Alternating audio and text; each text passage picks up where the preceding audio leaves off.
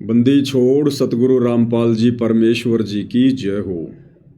परम पिता परमात्मा सारी सृष्टि के रचनहार, कुल मालिक, असंख्य ब्रह्मांडों के स्वामी, जगत गुरु, तीनों लोकों में प्रवेश करके सबका धारण पोषण करने वाले, राजाधिराज, आत्माधार, नाथों के नाथ, देवों के देव महादेव, सर्वेश्वर महेश्वर, मृत्युंजय, अजरो अमर, आदि अनादि सनातनी प्रभु, जगत पिता जगदीश्वर, श्री श्री 1008 की उपाधि के वास्तविक अधिकारी, अकाल मूर्त शब्द स्वरूपी राम वासुदेव, सर्वगतम ब्रह्म, परम पूज्य, प्रथम पूज्य, परम संत, परम पुरुष, परम धनी, परम दयालु, सत्य कबीर, हक्का कबीर, अल्लाहु कबीर, अल्लाहु अकबर, बाखबर, अल्लाह ताला, जगत के तारणहार, जगत के मुक्तिदाता, जगत के जगन्नाथ, हारे के सहारे, हिंदुओं के राम, मुसलमानों के अल्लाह, सिखों के वाहिगुरु, ईसाइयों के मसीह, दया के सागर दया निधि, करुणा के सागर करुणा निधि, स्वयंभू परिभू, संकट मोचन, कष्ट हरण, मंगल करण, दुख भंजन, अविगत कबीर, निर्विकार निर्विषम परमात्मा, अलय अलेख सतगुरु, आदि अनादि सतगुरु, असली मर्यादा पुरुषोत्तम, असली राम, असली कृष्ण, असली घनश्याम, असली मुरारी, राजाओं के राजा, महाराजाओं के महाराजा, शहंशाहों के शहंशाह, सम्राटों के सम्राट, भगवानों के भगवान, अल्लाहों के अल्लाह, प्रभुओं के प्रभु, मसीहाओं के मसीह, सच्चे वाहिगुरु, बाबाओं के बाबा, पीरों के पीर, सेठों के सेठ, जगत सेठ, सावलसा सेठ, सर्वगुण संपन्न, अनंत कोटि कलाओं के स्वामी, अनंत कोटि ब्रह्मांडों के नायक, योगियों में महायोगी, ध्यानियों में महाध्यानी, सिद्धों में परम सिद्ध, ज्ञानियों में तत्व ज्ञानी, ब्रह्म ज्ञानी, महाज्ञानी, परम ज्ञानी, सर्वश्रेष्ठ ज्ञानी, विज्ञानी, युवा कबीर, समर्थ कबीर, असमवात, अमित ओजा, सच्चे रहनुमा, करीम अल्लाह, सुभान अल्लाह, दुनिया के अंतिम पैगंबर, 8 सितंबर 1951 से गांव धनाना, जिला सोनीपत, हरियाणा, भारतवर्ष की पावन भूमि पे प्रकट रियल कल की भगवान श्री नारायण साकार हरि, श्री बाबा साहेब नूर अनंत परमात्मा, संत शिरोमणि सतगुरु रामपाल जी परमेश्वर जी के चरण कमल में साध संगति से जुड़े हुए देश विदेश से आप और हम सभी सत्सेवक भाई बहनों का अनंत कोटि दंडवत प्रणाम। सत्साई भाई और बहनों, बहुत बड़ी दया, बहुत बड़ी मेहर पूज्य गुरुदेव भगवान की, परमपिता परमेश्वर सतगुरु रामपाल जी की, जगत की अम्मा जगदम्बा सतगुरु रामपाल जी की, जिनके विशेष आशीर्वाद से, शुभ आशीर्वाद से, जिनकी विशेष रजा से, उनकी कृपा दृष्टि से, दया दृष्टि से, साध संगति से जुड़े हुए हम सभी सत्सेवक भाई बहन हर प्रकार से मर्यादाओं में रहते हुए, ज्ञान को आधार बनाकर चलते हुए, संघर्ष करते हुए, सत भक्ति मार्ग पर अपनी आत्मा के कल्याण हेतु दृढ़ता के साथ निरंतर आगे की ओर बढ़ रहे हैं। भाई और बहनों, इस कलयुग की बिचली पीढ़ी में, मोक्ष के प्राइम टाइम में, गोल्डन चांस में, पूज्य गुरुदेव भगवान सतगुरु रामपाल जी की विशेष VIP रजा के बिना साध संगतियों का मिलना अति दुर्लभ है। परमेश्वर ने साध संगति आपके दरवाजे पर खड़ी कर रखी है, यानी सोशल मीडिया देकर गुरुदेव भगवान ने मोबाइल सबकी पॉकेट में डाल रखे हैं, लेकिन परमात्मा कहते हैं सकल पदार्थ है जग माही, कर्महीन नर पावत नाही।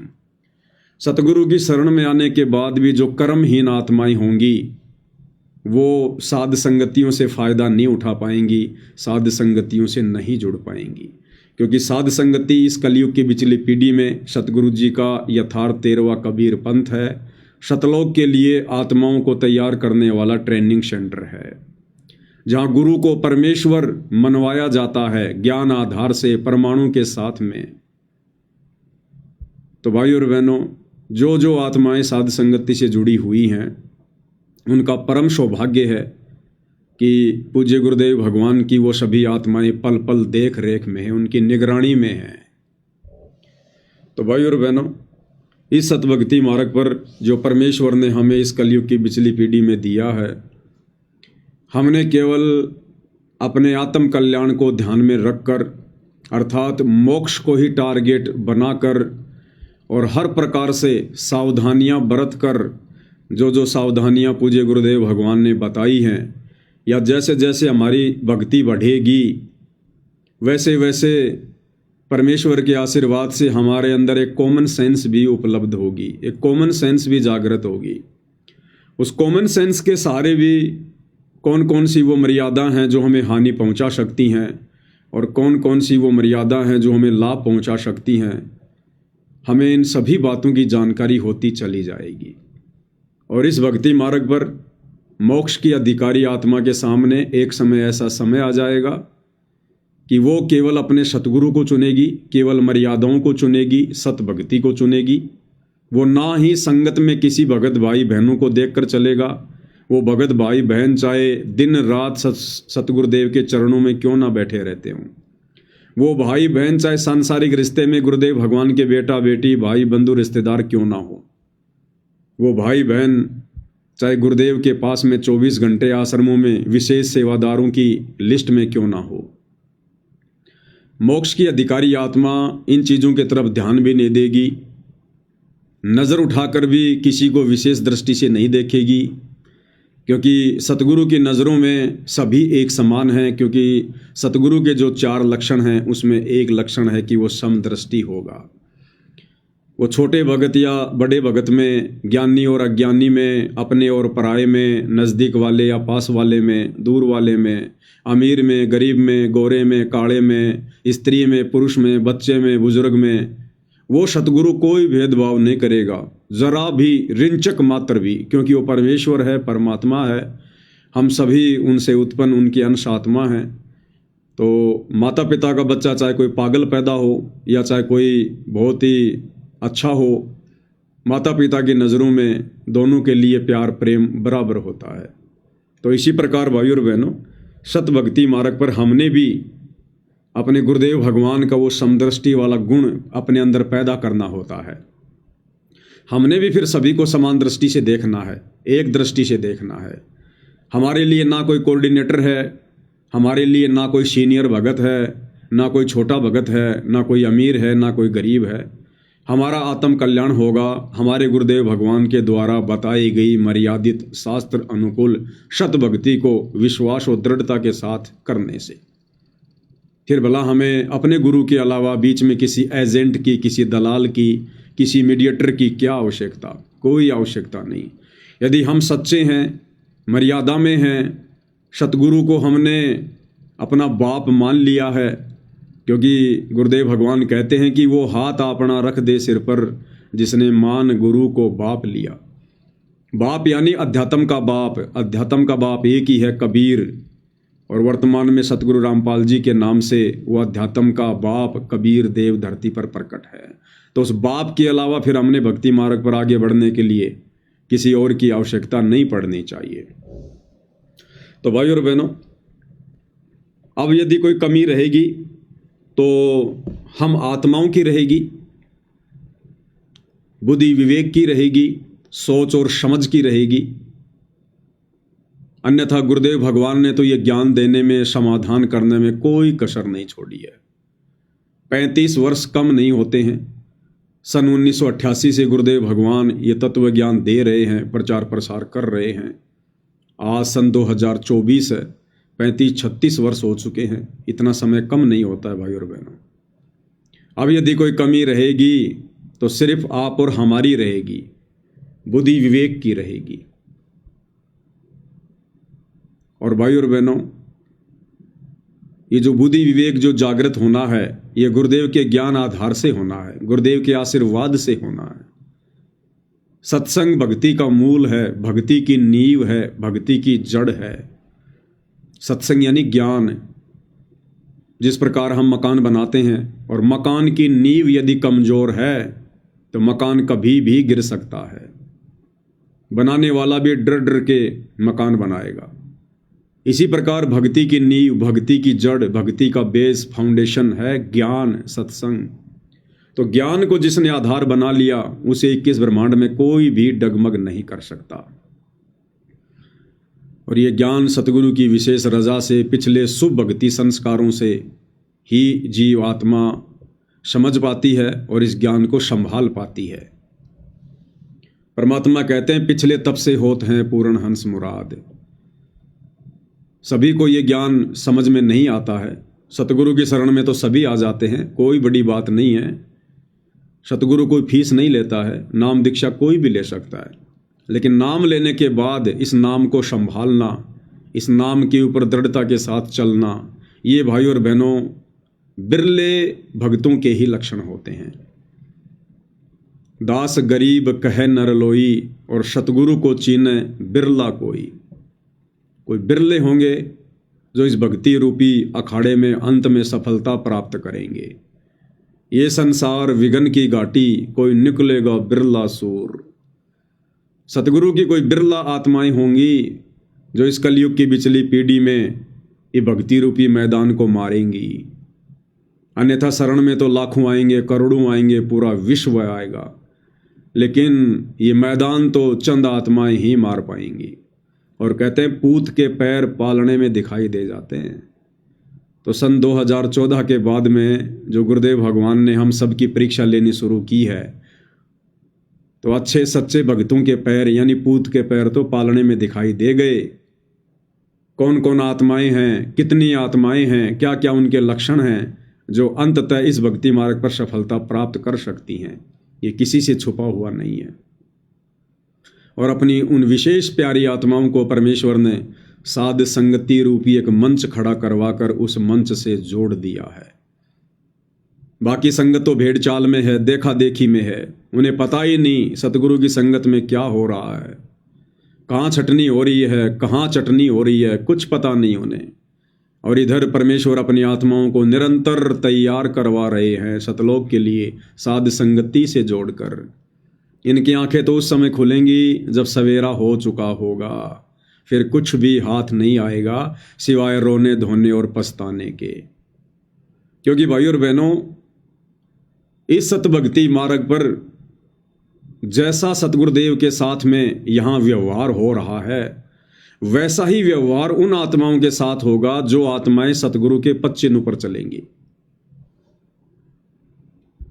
यानी सतगुरु को यहाँ कोई इज्जत नहीं है, कोई मान सम्मान नहीं है, सीधे मुंह सतगुरु से कोई बात नहीं करता, लड़ाई झगड़े उनके साथ करने को लोग तैयार, ना समझी के चलते सतगुरु को जेल में बैठा दिया, उनसे राग द्वेष ईर्ष्या पता नहीं क्या क्या उनको देशद्रोही जैसी उपाधियां दे दी। तो भाई और बहनों, इस काल के लोक में जहां ये काल नहीं चाहता कि कोई सत्य मार्ग पर चले, कोई सत्य कहे, कोई सत्संग करे, कोई सत्संग का अनुसरण करे, इस गंदे लोक में जब सतगुरु के साथ ऐसा व्यवहार हो रहा है, तो सतगुरु के पद चिन्हों पर जो आत्माएं चलेंगी उनके साथ भी सेम टू सेम वैसा ही व्यवहार होगा। यानी उतना ही संघर्ष उन आत्माओं के भी जीवन में होगा। उन आत्माओं से कोई सीधे मुंह बात भी नहीं करेगा, मान सम्मान तो बहुत दूर की बात है, बहुत दूर की बात है। और ना वो आत्माएं कभी जिंदगी में मान सम्मान चाहेंगी, क्योंकि इस गंदे लोक में और मान सम्मान प्राप्त करके अगले जन्म में गधा बनना। एक छोटा सा वीडियो आपको दिखाते हैं भाई और बहनों। इन दिनों सतगुरु की इस परीक्षा के समय में काल प्रेरणा से सतलोक आश्रम मैनेजमेंट हरियाणा वालों ने जो एक मनमुखी मुहिम चला रखी है, अन्नपूर्णा मुहिम, उस मुहिम के तहत ये लोग अपनी पब्लिसिटी के लिए, दुनिया से मान सम्मान प्राप्त करने के लिए और लोगों की ना जाने कैसी कैसी सहायताएं कर रहे हैं। सहायता करना वैसे भाई और बहनों, किसी की मदद करना बहुत अच्छी बात है, ये इंसान का गुण है, लक्षण है, परमात्मा ने बताया। लेकिन भाई और बहनों, जब बात आती है कबीर भगवान के सतभक्ति मार्ग की, तो उस सतभक्ति मार्ग में इस प्रकार की सहायता और मदद एक भगत के लिए हानिकारक है, हानिकारक। क्योंकि मीठा खाना तो बहुत अच्छी बात है, मीठा तो सबको अच्छा लगता है, कोई भी व्यक्ति ये नहीं कहेगा कि मीठा मत खाओ, मिठाई मत खाओ। लेकिन भाई और बहनों, जिस व्यक्ति को शुगर का रोग है, उस व्यक्ति के लिए वो मिठाई खाना, मीठा खाना जहर के समान है, बड़ा हानिकारक है। तो इस सतभक्ति मार्ग में ये जो व्यर्थ की दया है, ये जो व्यर्थ का दान धर्म है, व्यर्थ की जो ये मदद है, ये विष खाने के समान है, विष खाने के समान। इस बात को चंद ही आत्माएं समझ पाएंगी जिनके अंदर कॉमन सेंस होगी। जिनमें कॉमन सेंस नहीं होगी, ये बातें उन आत्माओं के कानों के ऊपर से निकल जाएंगी, कानों के ऊपर से। तो काल ने अपनी इसी सूक्ष्म चाल में वर्तमान में सतलोक आश्रम वालों को उलझा रखा है। आप जी को दास पहले कई बार दिखा चुका है कि सतगुरु रामपाल जी परमेश्वर जी के जो कलयुगी बेटे हैं, दो, वीरेंद्र और मनोज, उनको किस प्रकार से हरियाणा में अपने स्वार्थ के चलते लोग मान सम्मान दे रहे हैं। ये दोनों भाई संगत के दान का दुरुपयोग करते हुए कभी हरियाणा में किसी गौशाला में जाकर 10 लाख रुपए, 12 लाख रुपए डोनेट कर देते हैं, चंदे के रूप में दे देते हैं, जबकि गुरुदेव ने तो भिखारी को भी नगद पैसा देने से मना किया है। लेकिन ये लोग संगत का पैसा, ज्योति पाठ और दान का पैसा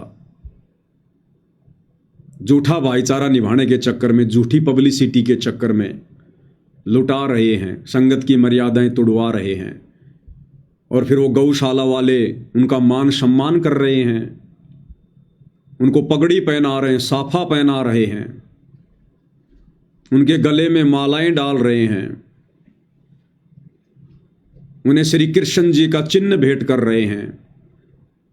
और वो मंदबुद्धि प्राणी दोनों भाई कहते हैं हम सतगुरु के बच्चे हैं, हमें सार नाम मिल गया, हमें सार शब्द मिल गया, हम 30 साल से भक्ति कर रहे हैं और तत्व ज्ञान की छींट भी नहीं है उनको, और श्री कृष्ण जी का वो चिन्ह स्वीकार कर रहे हैं, लोगों से सर पर साफा बंधवा रहे हैं। अरे मान सम्मान का अधिकारी आज वर्तमान में पूरी धरती पर केवल सतगुरु रामपाल जी हैं, इसके अलावा कोई नहीं है, कोई भी। हरियाणा के सोनीपत के गोहाना में जाट समाज अपनी धर्मशाला बना रहा था।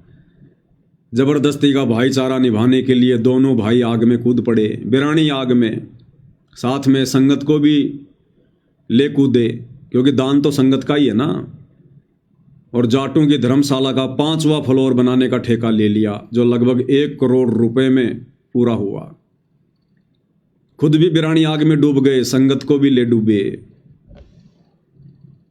और उसके बाद वो जाट समाज के लोग पगड़ी पहनाकर उसका सम्मान कर रहे हैं, गले में फूलों की माला डालकर उन मंदबुद्धि प्राणियों का सम्मान कर रहे हैं, और वो सहर्ष उस सम्मान को स्वीकार कर रहे हैं। तो भाई और बहनों, तत्व ज्ञान की छींट भी नहीं है, छींट भी।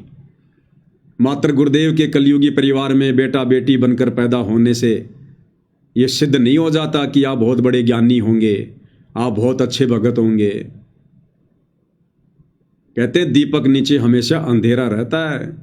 जो सतगुरु के जितना निकट होगा वो उतना ही मंद बुद्धि प्राणी होगा, उतना ही तत्व ज्ञान से दूर होगा, क्योंकि घर का जोगी जोगना, बाहर का जोगी सिद्ध। उसी कड़ी में इस अन्नपूर्णा मुहिम के तहत जबरदस्ती लोगों की हंसी मजाक में की गई फरमाइश को पूरा करने के बाद वो गांव वाले फिर इन आश्रम वालों का सम्मान कर रहे हैं। सम्मान, और क्या सम्मान कर रहे हैं भाई और बहनों, ये अपना आभार ऐसी मंदबुद्धिता ये आश्रम वाले वर्तमान में दिखा रहे हैं। हंसी भी आती है और इन लोगों के माड़े संस्कारों के ऊपर दया भी आती है, दया भी आती है। ये हरियाणा में जो बाढ़ वगैरह आई हुई थी, कुछ एक गांव में पानी वगैरह भर गया। अब ये काम तो था सरकार का, जनता सरकार को टैक्स दे रही है। ये काम तो था सरकार का, वहाँ के सरपंच का, वहाँ के विधायक का, क्योंकि सरपंच को भी करोड़ों में बजट मिलता है, करोड़ों में बजट। कहाँ गया भाई? अभी तो चुनाव हुए। विधायक को करोड़ों में बजट मिलता है, एमपी को करोड़ों में बजट मिलता है, और छोटा सा हरियाणा है और कितना संपन्न राज्य है। फिर इन आश्रम वालों को क्या जरूरत पड़ गई उन गांवों का पानी निकालने की, 50-50 लाख रुपए देने की। 15,000 फुट पाइप लगाने की। इनको क्या आवश्यकता पड़ गई भाई लाखों रुपए की मोटर देने की? किसी गांव में जाकर 50 लाख रुपए की सामग्री दे रहे हैं, किसी में 30 लाख की दे रहे हैं, जबरदस्ती का पंगा मोल ले रहे हैं, क्योंकि काल सिर पर बैठा है, चैन से बैठने नहीं देगा, भक्ति नहीं करने देगा। तो ये लितानी गांव है, कोई जिला हिसार हरियाणा का। यहां इन्होंने कोई गांव का पानी निकालने के लिए पाइप वाइप दे दिए, मोटर वगैरह दे दी। और उसके बाद में जब ये उस गांव में गए तो वो तो जगत वाले हैं भाई और बहनों, उन्हें क्या पता भक्ति मर्यादाओं का। जगत वालों ने सतलोक आश्रम वालों की इस टीम को, जिसमें मुख्य मुख्य लोग हैं, हमें शर्म आती है, हमें शर्म आती है भाई और बहनों कि इन लोगों ने 30-30 वर्षों से भक्ति करके गुरुदेव के अंग संग रह के इन्होंने क्या सीखा, क्या सीखा इन्होंने। ये जो व्यक्ति है इधर जो है कोने में, ये हरियाणा का स्टेट कोऑर्डिनेटर अमन गोदारा, स्टेट कोऑर्डिनेटर अमन गोदारा। आश्रम में बात हुआ करती थी मेरे इससे, क्योंकि दास आश्रम में बाथरूम सेवा किया करता था। तो ये कहा करता था, एक बार ये जयपुर भी आया था मेरे घर पे, जब बरवाला कांड हो गया था उसके बाद ये जयपुर भी आया था एक भगत के साथ में गाय लेने के लिए। तो दास की झोपड़ी पे आया था, मैं ले गया था इसको, 1-2 दिन रखा, इसको गाय वाय दिखाई, नहीं पसंद आई, चला गया। तो ये कह रहा था कि भाई पवन दास, ये लगभग 30 साल पुरानी बात बता रहा है कि भाई पवन दास, जब मैं खेतों में ट्रैक्टर चलाया करता था उस समय मैंने गुरुदेव से नाम ले रखा था, और गुरुजी जब मैं खेतों में ट्रैक्टर चलाया करता था, काम करता था, तो गुरुजी मेरे पास खेतों में आया करते थे, अकेले ही आ जाते थे गुरुदेव मेरे पास खेतों में उधर से निकलते हुए। बताओ, इतने पुराने पुराने भगत हैं ये, इतने पुराने पुराने भगत। इसीलिए तो नहीं समझ पाए ये, इन्होंने गुरु को आम व्यक्ति मान लिया, अपने जैसा मान लिया, मानुष मान लिया, इन्होंने ज्ञान आधार नहीं बनाया। ये दूसरा व्यक्ति ये बलजीत है, बलजीत सतलोक आश्रम का मुख्य ट्रस्टी, जिसने छोटे बरवाड़ा आश्रम के लिए 1 एकड़ जमीन दी थी, जिसका गुरुदेव भगवान जिक्र करते हैं कई बार सत्संगों में। हमारी जो बबीता बहन थी, जो बरवाला कांड में जिसको जेल हो गई थी, जिसको बेबो नाम से जाना जाता है, गुरुदेव के साथ में इस मीडिया ने नाजायज संबंध स्थापित करने की कोशिश की थी उस बहन के। तो ये उस बबीता का पिता है, बलजीत लहरी। ये इतने पुराने पुराने भगत हैं भाई और बहनों, और इनकी बुद्धि गांव गई है, बुद्धि गांव गिरवी रख दी इन लोगों ने। अरे मदद कर दी तो कर दी, दोबारा क्या लेने गए थे? चॉकलेट लेने गए थे क्या तुम वहां पर? तुम लोग, गांव वालों ने मदद मांगी, तुम लोगों ने मदद दे दी। और ये गांव वाले भाई और बहनों वैसे मदद नहीं मानते, ये लोग भिखारी नहीं है, भिखारी नहीं है।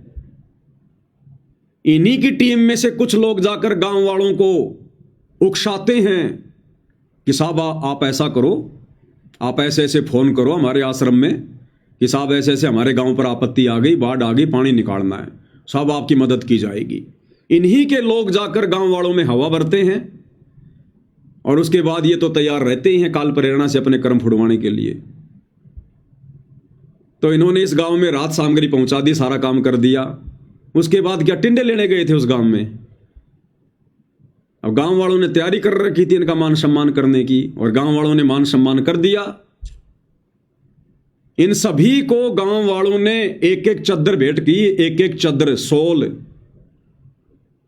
देखिए, पहले आपको ये वीडियो दिखाते हैं भाई और बहनों। ये भक्ति मार्ग में जहर खाने के बराबर है, जहर खाने के बराबर। देखिएगा। लिए अपना आभार जताते हुए लितानी गांव की पूरी पंचायत ने संत रामपाल जी महाराज के लिए एक सम्मान पत्र भेंट किया और उनकी टीम को शॉल पहनाकर सम्मानित किया। ये देखिएगा भाई और बहनों, ये सोल दिए जा रहे हैं इनको सबको, ये चद्दरें दी जा रही है। जैसे किसी को सोल भेंट किया जाता है, किसी को सोल जो है वो ओढ़ाया जाता है, किसी को गले में माला डाली जाती है, किसी के सिर पर साफा बांधा जाता है, किसी को गुलदस्ता देकर फूल वगैरह भेंट किए जाते हैं, सब मान सम्मान में आता है। क्या कर रहे हैं ये लोग? क्या शिक्षा दे रहे हैं हमारे जैसे छोटे मोटे भक्तों को? क्या शिक्षा दे रहे हैं ये? क्या सीखेगी आने वाली जनरेशन इन मंदबुद्धियों से कि ये सीखा तुम लोगों ने 30-30 साल भक्ति करके? ये मर्यादा तोड़वाने वाले काम तुम हमें सिखा रहे हो। क्या भगत अधिकारी है सतगुरु की शरण में आने के बाद अपना मान सम्मान करवाने के लिए? क्या योग्य है भगत? किसी ने मना नहीं किया कि साहब तुम ये क्या कर रहे हो, और गांव वालों ने सबके हाथों में सोल पकड़ा दिए, सबके हाथों में, सबके हाथों में। हो गया बराबर तुम्हारा काम, हो गई तुम्हारी सेवा बराबर। अरे भैया, तुमने गांव वालों को सामान दिया, बदले में गांव वालों ने तुम्हारा सम्मान कर दिया, बराबर गया 50 लाख रुपए पानी में,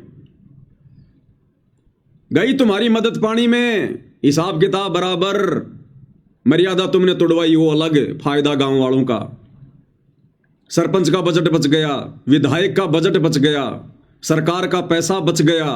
इन मंदबुद्धियों को काल ने बीच में फंसा दिया।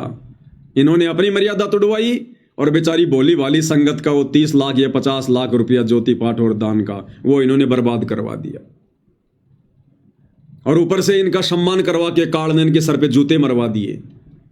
ये भक्ति मार्ग में भगत के लिए सम्मान प्राप्त करना जहर के समान है। सतनाम के नियमों में गुरुदेव ने साफ साफ लिखा हुआ है। पढ़ा इन्होंने कभी सतनाम का नियम? ये कहते हमें सार नाम मिल गया, सार शब्द मिल गया। इन्हें सतनाम के नियमों का ढंग से पता नहीं है। क्या आवश्यकता थी? अब अगर ये बहाना बनाएंगे कि नहीं नहीं नहीं, गांव वालों ने तो सतगुरु रामपाल जी का सम्मान किया है। अरे तो सतगुरु रामपाल जी के सम्मान के लिए एक शॉल होता है, एक चद्दर। पूरा गांव कोई 50 चद्दर थोड़ी देगा संत रामपाल जी को, 10 चद्दर थोड़ी देगा, एक ही चद्दर होती है। अगर संत रामपाल जी का ही मान सम्मान किया है अकेले का, तो एक चद्दर काफी होती है, एक। और संत रामपाल जी का सम्मान तुम क्यों स्वीकार करोगे? क्या तुम्हें इतनी भी समझ नहीं है? अरे जब तक बाप जिंदा है, बेटा कभी भी उसके सम्मान को स्वीकार नहीं करता। बेटा अपने बाप के सम्मान को दूसरे लोगों से उस समय स्वीकार करता है जब उसका बाप मर चुका होता है। अभी तो तुम्हारा बाप जिंदा है, या जीते जी मार दिया तुम लोगों ने। और तुम कौन होते हो सतगुरु रामपाल जी का सम्मान स्वीकार करने वाले? तुम कौन होते हो भाई? अगर गांव वालों ने इस मदद के बदले संत रामपाल जी का सम्मान नहीं करना था तो इंतजार करते, उनके हिसार जेल से बाहर आने के बाद आश्रम में आके सम्मान कर देते। लेकिन यहां देखो, हर एक के हाथों में ये चदरें पकड़ाई जा रही हैं, हर एक के हाथों में सोल दिए जा रहे हैं। तो संत रामपाल जी का तो केवल नाम, केवल फॉर्मेलिटी, और मान सम्मान किसका? इन मंद बुद्धियों का। भाई और बहनों, 6 फुट की हाइट प्राप्त कर लेने से, हट्टा कट्टा शरीर प्राप्त कर लेने से, या चौड़ा कुर्ता पजामा पहन लेने से ये बुद्धि भी, ये भेजा भी उतना ज्यादा पावरफुल होगा, ये किसी किताब में लिखा हुआ नहीं है। लोमड़ी छोटी सी होती है, छोटी सी। और लोमड़ी को क्या कहा जाता है? चालाक, चतुर। और भैंसा, भैंसा 2-2 टन का, 3-3 टन का होता है भैंसा। और उसकी बुद्धि के विषय में क्या कहा जाता है? भैंस बड़ी के अकल। जब कोई बात हो जाती है तो लोग क्या कहते हैं? तेरी भैंसे जैसी बुद्धि है, भैंसे जैसी बुद्धि। तो इन शतलोक आश्रम वालों की, इन बड़े बड़े परम भक्तों की भाई और बहनों, वर्तमान में भैंसा जैसी बुद्धि है। क्या शिक्षा देंगे ये संगत को? अपने पैरों पर खुद कुल्हाड़ी मार रहे हैं। आने वाले समय में संगत इनको दुत्कारेगी, इनके इन्हीं कुकर्मों के चलते। अगर संत रामपाल जी का सम्मान गांव वाले करना चाहते थे तो एक चद्दर होती है संत के लिए, केवल एक चद्दर। अरे गुरुदेव भगवान तो अपने भक्तों को कफन के ऊपर भी, अगर किसी ने अगर पहले से कोई कपड़ा डाल रखा है तो दोबारा से कपड़ा डालने के लिए मना करते हैं कि मुर्दे के ऊपर भी अगर किसी ने वो कफन डाल रखा है तो ऊपर कोई कफन नहीं डालना। और ये 10-10 चद्दर संत रामपाल जी लेंगे क्या, स्वीकार करेंगे क्या? और सब पकड़ पकड़ के बैठे हैं बारी बारी से, सब पकड़ पकड़ के, तो सम्मान इनका हो रहा है। ऐसे ठगता काल। अब क्या करेंगे इनके पीछे लगी हुई संगत, जब ये बड़े बड़े परम भगत, ये कोऑर्डिनेटर, मैनेजमेंट के मुख्य व्यक्ति और ऐसी ज्ञानहीनता पेश कर रहे हैं, ऊपर से वीडियो बनवा बनवा के डल रहे हैं। इनकी बुद्धि गांव गई भाई और बहनों, गांव। दोबारा से देखिए सिस्टम इनका। लिए अपना आभार जताते हुए लितानी गांव की पूरी पंचायत ने संत रामपाल जी महाराज के लिए एक सम्मान पत्र भेंट किया और उनकी टीम को शॉल पहनाकर सम्मानित किया। टीम को अब मैं अपील करूंगा सरपंच साहब से, पंचायत से, और जो हमारी कमेटी है 36 बिरादरी की, संत रामपाल महाराज जी का, और जो टीम आई है, जो कमेटी, उनका मान सम्मान करेंगे। और दर्शकों, जो संत रामपाल जी महाराज की तरफ से जो इनको ग्राम पंचायत लितानी की तरफ से जो सहायता प्राप्त हुई है, उसके सम्मान में ग्राम पंचायत की तरफ से संत रामपाल जी महाराज के ट्रस्ट को ये सम्मान के तौर पर दिया जा रहा है। यहाँ पर देखिए, परम पूज्य संत रामपाल जी महाराज एवं मुनिंद धर्मा ट्रस्ट कुरुक्षेत्र द्वारा गांव लितानी में बाढ़ राहत कार्य में सहयोग हेतु दी गई 15,000 फुट 8 इंची pipeline, 2 pump set 20 horse power व 500 फुट केबल मदद दी गई है। इस नेक कार्य में सहयोग हेतु समस्त गांव लितानी संत रामपाल जी महाराज जी का हार्दिक धन्यवाद करता है। और ये इन्होंने बाकायदा बढ़िया तरीके से फ्रेम में सेट करके कांच लगा के इनको सौंपा है। एक बार हम इनसे बातचीत करके इनको ये जो सम्मान गांव वासियों ने दिया है, इनको कैसा लग रहा है? सत साहिब जी, ये सम्मान गुरुजियों को जो गांव ने दिया है, हम समस्त ग्रामवासियों को गुरुजियों की तरफ से तहे दिल से धन्यवाद करते हैं। आगे भाई, ये पहले गांव नितानी ऐसा, पहला गांव नितानी ऐसा है जिसने संत रामपाल जी का सम्मान किया है। तो खुशी इनको संत रामपाल जी के सम्मान से नहीं है, ये पहला गांव ऐसा जिसने इस टीम को सम्मान दिया है, सोल भेंट किया है। ये इनके स्टेटमेंट हैं भाई और बहनों। ये कलयुग में सतयुग लाएंगे। ये बड़े बड़े सतलोक आश्रम कमेटी के भगत ये आने वाले समय में पूरे विश्व का नेतृत्व करेंगे। ये जिनके खुद के पैर कब्र में लटक रहे हैं, ये पूरे विश्व को संचालित करेंगे। ये आने वाले समय में क्या मार्गदर्शन करेंगे दुनिया का। इनकी बुद्धि खुद जेरे कुएं में गिरी हुई है। एक स्टेटमेंट और सुनाते हैं आपको बलजीत का, क्या कह रहा है। ग्राम पंचायत धनौदा व सभी ग्रामवासियों को सतगुरु रामपाल जी महाराज जी की तरफ से निवेदन है, और हमारे को सतगुरु जियों का सख्त आदेश है, जिसको मैं पढ़कर आपको सुना रहा हूँ। सेवा में ग्राम पंचायत धनौदा, तहसील नरवाना, जिला जींद, हरियाणा। विषय: जगत गुरु संत रामपाल जी महाराज का विशेष निवेदन। ग्राम पंचायत धनौदा से निवेदन किया जाता है कि हमारे गुरुदेव जी संत रामपाल जी महाराज का हमें आदेश आया है कि जिन गांवों को पानी से निजात पाने के लिए राहत दी गई है, उनको यह पत्र दिया जाए और निवेदन किया जाए कि यदि संत रामपाल जी महाराज जी द्वारा दी गई राहत सामग्री से निर्धारित समय पर पानी नहीं निकलता है और इस बार फसल की बिजाई नहीं हुई, तो आगे से हमारा ट्रस्ट आपके गांव की कोई मदद नहीं करेगा। क्यों नहीं करेगा भाई? अरे जब तुमने पाइप दे दी, मोटर दे दी, इतना काम कर दिया, तो पानी भी तुम ही निकाल दो। गांव वालों को फिर तुम इतनी तकलीफ क्यों दे रहे हो कि हमारे गुरुजी का सख्त आदेश है कि तुम्हारे को सारा सामान दे दिया गया। गांव वालों, अब यदि निर्धारित समय पर पानी नहीं निकला तो आगे से हमारी कमेटी गांव वालों की कोई मदद नहीं करेगी। अरे तुम्हारे पास में मजदूरों की कमी है क्या? ये दोगलापन क्यों कर रहे हो भाई तुम? एक तरफ तो तुम लोगों के मकान बना रहे हो, तो खाली तुम सामान दे के आ रहे हो क्या कि ये लो जी सीमेंट, ये लो जी ईंट, ये लो जी रोड़ी, ये लो जी चूना, और हमारे गुरुजी का आदेश है, अगर निर्धारित समय में 1 महीने के अंदर अंदर तुम लोगों ने अपना मकान नहीं बनाया तो आगे से इस गांव में किसी का कोई मकान नहीं बनाया जाएगा। अरे वहां तो तुम मकान भी खुद ही बना रहे हो, भक्तों को बेचारों को मजदूर बना बना के, और यहां तुम इस गांव में पाइप डाल के आ गए, मोटर डाल के आ गए और कह रहे हो कि पानी गांव वाले निकालो। क्यों निकालेंगे गांव वाले पानी? निकालो, तुम लगाओ मजदूर। तुम्हारे पास मजदूरों की कमी है क्या? भीड़ इकट्ठा हो रखी तुम्हारे पास में, लगाओ मजदूरों को, इन भक्तों को लगाओ। और क्या काम है? भक्ति तो ये करते नहीं। तो जब मकान तुम खुद बना के दे रहे हो तो पानी भी खुद निकाल के दो भाई। तो घर आगे से कोई मदद नहीं की जाएगी। बस ऐसा ही है कि तुम्हारा कबीर भगवान एक ही बार मदद करता है क्या? दोबारा मदद नहीं करता तुम्हारा कबीर भगवान, इतना कमजोर है। आगे से कोई मदद नहीं की जाएगी।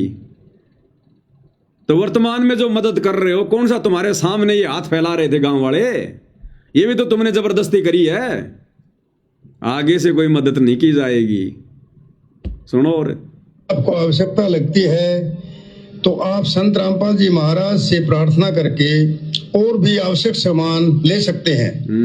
गुरुदेव जी ने कहा है कि सामान चाहे कितना भी लगे, लेकिन गांव से पानी निकलना चाहिए।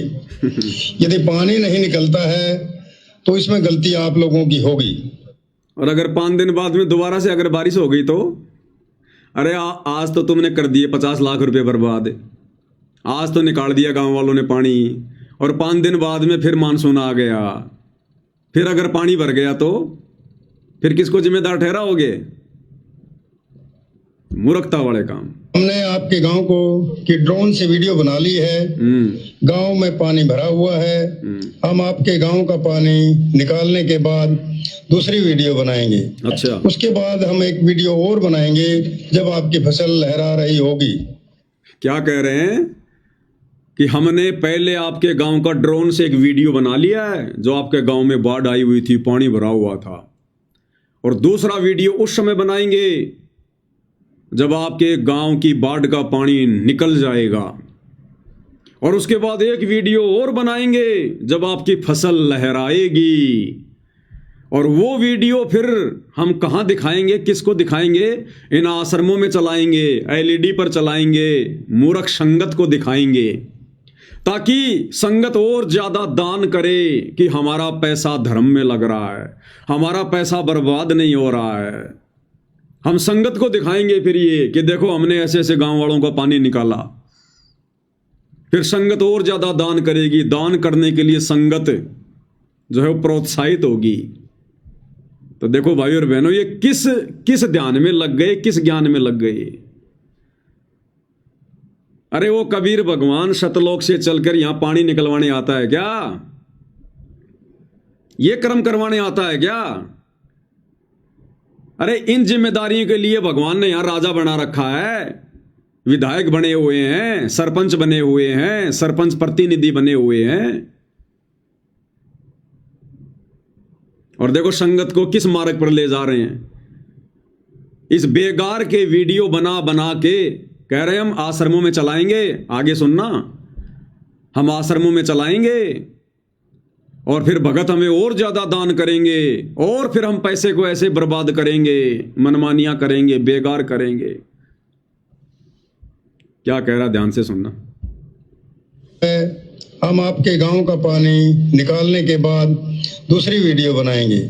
उसके बाद हम एक वीडियो और बनाएंगे जब आपकी फसल लहरा रही होगी। इन तीनों वीडियो को हम अपने प्रत्येक समागम में सभी सतलोक आश्रमों में प्रोजेक्टर पर चलाकर दिखाएंगे। बताओ, अरे आश्रमों में सत्संग चलना चाहिए समागम में। ये किस मंदबुद्धि ने तुम्हारे को शिक्षा दे दी उल्टी? ये फालतू के वीडियो, पानी निकालने वाले वीडियो, फसल की वीडियो, क्या मिलेगा संगत को ये वीडियो देख के? श्वासों की बहुत गहरी कीमत बताई गुरुदेव भगवान ने। कहता हूं कहीं जात हूं, कहूं बजाकर ढोल, श्वास जो खाली जात है 3 लोग का मोल। क्या करोगे फालतू के वीडियो दिखा के संगत को? क्या मिलेगा? क्या देखेगी संगत? पहले पानी भरा हुआ था, फिर पानी निकल गया, फिर फसल खड़ी हो गई, बढ़िया फसल हो गई। क्या करेगी इसको देख के संगत? क्या मिलेगा संगत को? लेकिन ये अपने स्वार्थ के लिए ऐसा करेंगे। क्यों? इनको मंदबुद्धि संगत से दान मिलेगा, पैसा मिलेगा। संगत को कुछ नहीं मिलेगा। संगत का तो नुकसान ही नुकसान है, समय का भी और दान का भी इनको मिलेगा फायदा। तो कह रहे फिर हम हमारे आश्रमों में चलाएंगे उस वीडियो को समागम में। अरे संगत समागम में सतगुरु के सत्संग सुनने जाती है, ये मदारी का खेल देखने नहीं जाती। तो देख लो भाई और बहनों, इसलिए दास कहता कि ये आश्रम मनोरंजन के केंद्र हैं। या तो फिल्म बना बना के चलाओ, गाने बना बना के चलाओ, या फिर ये खेतों के पानी के वीडियो चलाओ। ये देखने जाती है संगत हजारों किलोमीटर से, सैकड़ों किलोमीटर से। तो टोटल ड्रामेबाजी, काल प्रेरणा से टोटल ड्रामेबाजी। भक्ति का नामो निशान भी नहीं, भक्ति की छींट भी नहीं। खुद कह रहे हैं, मैं नहीं कह रहा, मैं तो तुम्हें दिखा रहा हूं इनके बोल वचन। सुन लो अच्छे से। कि सामान चाहे कितना भी लगे, लेकिन गांव से पानी निकलना चाहिए। यदि पानी नहीं निकलता है तो इसमें गलती आप लोगों की होगी। हमने आपके गांव को की ड्रोन से वीडियो बना ली है। गांव में पानी भरा हुआ है। हम आपके गांव का पानी निकालने के बाद दूसरी वीडियो बनाएंगे। उसके बाद हम एक वीडियो और बनाएंगे जब आपकी फसल लहरा रही होगी। इन तीनों वीडियो को हम अपने प्रत्येक समागम में सभी सतलोक आश्रमों में प्रोजेक्टर पर चलाकर दिखाएंगे, ताकि संगत को विश्वास हो कि हमारे पैसे का कोई दुरुपयोग नहीं होता, और पता चले कि हमारे द्वारा दिए गए दान से संत रामपाल जी महाराज के आदेशानुसार इतने लोगों को जीवन दान मिला है। कहाँ है आदेश? अरे तुम्हारे मुंह से बताई गई बातों का हम आदेश मान लेंगे क्या सतगुरु का? सतगुरु ने तत्व ज्ञान दिया है, तत्व ज्ञान। तुम जो मर्जी पेन कागज पे लिख के खड़े होके सरपंच बन के ठेकेदार बन के बोल दोगे और हम तुम्हारी बातें मान लेंगे क्या? ये जीव की बातें मानते मानते असंख्य योग हो गए हमारे को गधे कुत्ते सुअर बनते हुए। इस कलयुग की पिछली पीढ़ी में शिक्षा प्राप्त करके, सतगुरु से तत्व ज्ञान प्राप्त करके, ये गलती वो आत्मा तो बिल्कुल भी नहीं करेंगी जिन आत्माओं को मोक्ष प्राप्त करना होगा। बाकी तो भीड़ है संसार, तुम्हारा भी काम चलेगा और उनका भी मनोरंजन होता रहेगा। ये कौन सा आदेश है? क्या परिभाषा बता रहा है ये? सतगुरुदेव के आदेश अनुसार। कौन सा आदेश है? सतगुरु दिखाई दे रहे तेरे इस आदेश में। मन मर्जी से लेटर लिख लिया, मन मर्जी से खड़े होके सुनाने लग गए सतगुरुदेव का आदेश, सतगुरुदेव का आदेश। देख लो, ये है भाई और बहनों, कहां जा रहा तुम्हारा ज्योति का पैसा, कहां जा रहा तुम्हारा पाठ का पैसा? भसड़ में जा रहा, भसड़ में। ये काल तुम्हारा खड़दू उतार देगा आने वाले समय, खड़दू। इसीलिए तुम दुर्गति से मर रहे हो आश्रम वाले। सार नाम ले लेकर, सार शब्द ले लेकर दुर्गति हो रही है उन भक्तों की। आज शर्माते नहीं बता रहे कुछ तो। अकाल मौत, हॉस्पिटल में ऑपरेशन, इन्हीं कुकर्मों के चलते, क्योंकि तुम्हारे पैसे का कहां दुरुपयोग हो रहा है। तुमने दिया किसको है? कुपात्रों को। तो कुपात्र तो ये करेगा भाई, बंदर के हाथ में उस्तरा दोगे क्या करेगा? सेविंग करेगा। वो जगह जगह वो कट मारेगा। और ये कट मारे जा रहे हैं इन आश्रम वालों के द्वारा, तुम्हारे दान धर्म के ऊपर, तुम्हारे पैसों के ऊपर। और एक तरफ तो ये सोशल मीडिया पर पोस्ट डालते हैं कि सतलोक आश्रम वालों ने, कमेटी वालों ने गुरुदेव भगवान से प्रार्थना लगाई कि गुरुजी अन्नपूर्णा मुहिम लगता है बंद करनी पड़ेगी क्योंकि पैसा नहीं आ रहा। तो गुरुदेव ने कहा, रे नालायको, ये तुम्हारे पैसों से नहीं हो रहा, ये तो परमात्मा भेज रहा है। अरे फिर अब संगत से क्यों फिर भीख मांग रहे हो कि ये वीडियो बना बना के हम आश्रमों में चलाएंगे, संगत को दिखाएंगे, संगत और ज्यादा दान करेगी। अरे जब सतलोक से आ रहा है, गुरुदेव ने कह दिया, तो फिर संगत को वीडियो दिखा के क्यों भीख मांग रहे हो तुम? इनका कोई सिर पैर नहीं है भाई और बहनों, कोई स्टैंड नहीं है इनका। सुनिए आगे और क्या भाई साहब प्रवचन दे रहे हैं। उनका दान करने का हौसला बना रहे, हौसला बना रहे। में प्रोजेक्टर पर चलाकर दिखाएंगे ताकि संगत को विश्वास हो कि हमारे पैसे का कोई दुरुपयोग नहीं होता और पता चले कि हमारे द्वारा दिए गए दान से संत रामपाल जी महाराज के आदेशानुसार इतने लोगों को जीवन दान मिला है, ताकि उनका दान करने का हौसला बना रहे और हम आपकी सेवा करते रहें। संत रामपाल जी महाराज स्वयं भी किसान परिवार से हैं और किसानों का दर्द समझते हैं।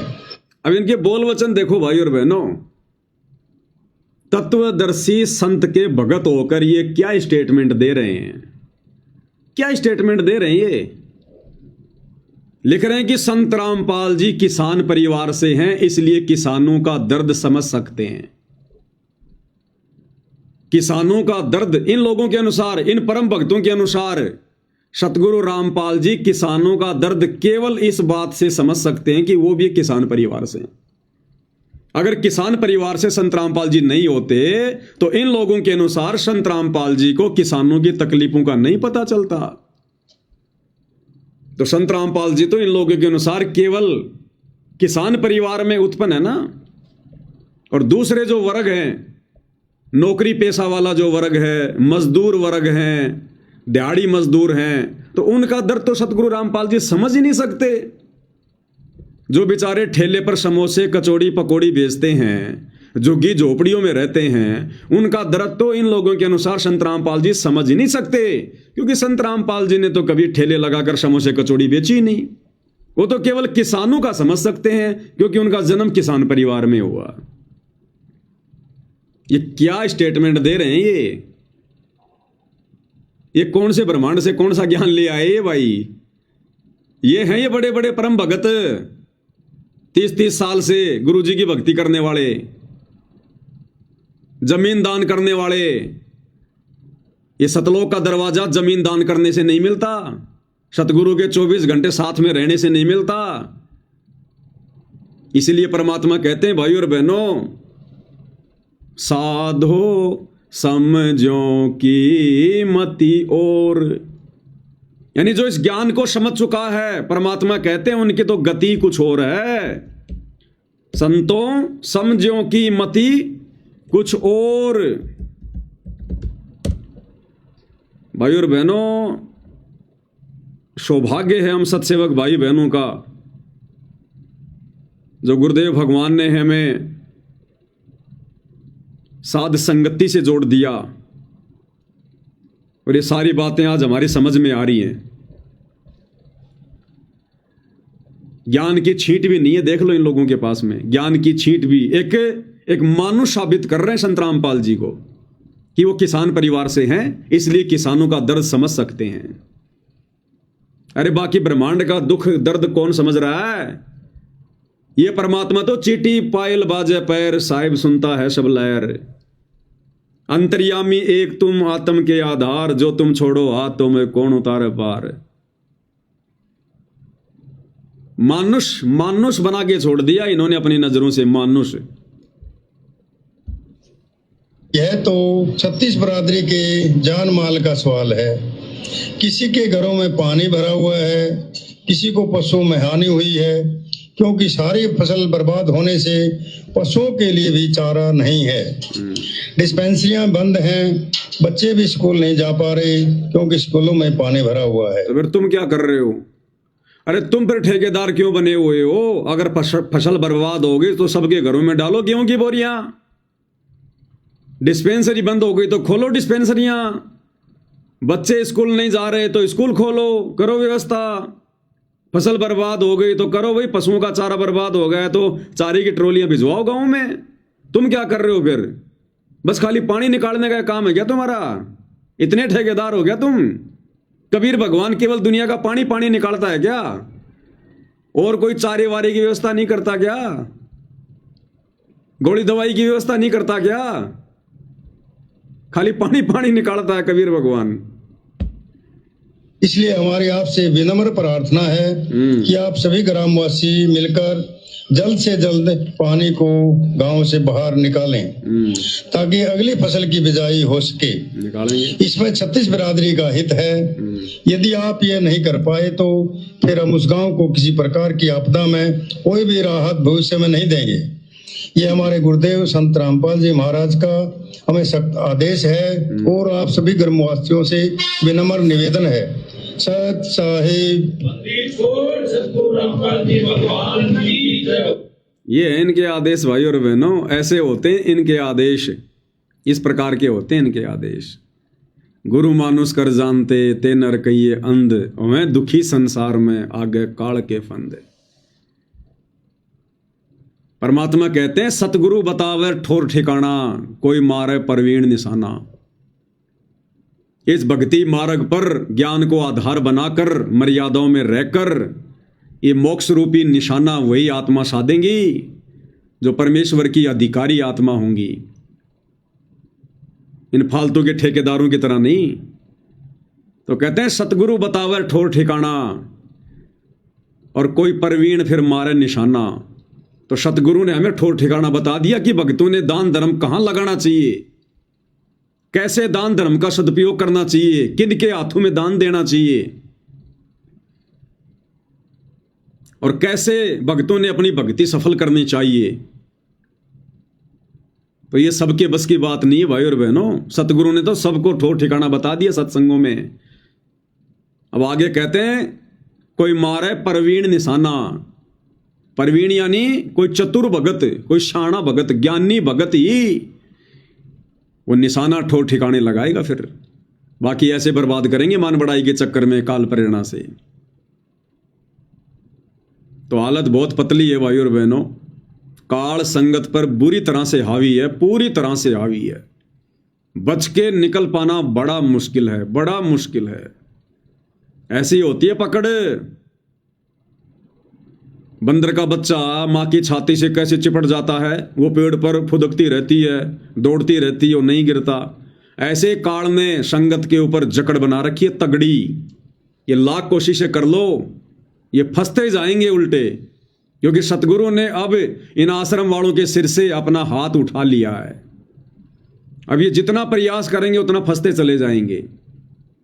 दलदल में फंसा हुआ आदमी जितना ज्यादा हाथ पैर मारेगा उतना ज्यादा नीचे धसेगा। तो ये काल के दलदल में फंस चुके हैं आश्रम वाले। ये अपनी मर्जी से तो बहुत अच्छा कर रहे हैं कि जाते ही गुरुजी हमें आशीर्वाद दे देते हैं, जाते ही गुरुजी हमारे को आदेश दे देते हैं, चाहे हम कोई भी प्रार्थना लेकर जाओ। ये बड़े खुश हो रहे हैं कि गुरुजी बड़े खुश हैं, हम बहुत अच्छी सेवा कर रहे हैं। अरे परीक्षा काल है, ये परीक्षा काल है। इस समय तुम सतगुरु से जहर खाने की प्रार्थना लेकर जाओगे तो आदेश मिलेगा खा लो, क्या पता बाद में मौका मिले ना मिले, खा लो। तो भाई और बहनों, ये गढ़ तो परमेश्वर की विशेष आत्माएं ही जीतेंगी इस कलयुग की बिचली पीढ़ी में। इसीलिए परमेश्वर ने अपनी वाणियों में कहा है, खोकापुर में काग मिले दिन दोई रे, अरबों में कोई हंस हमारा होई रे।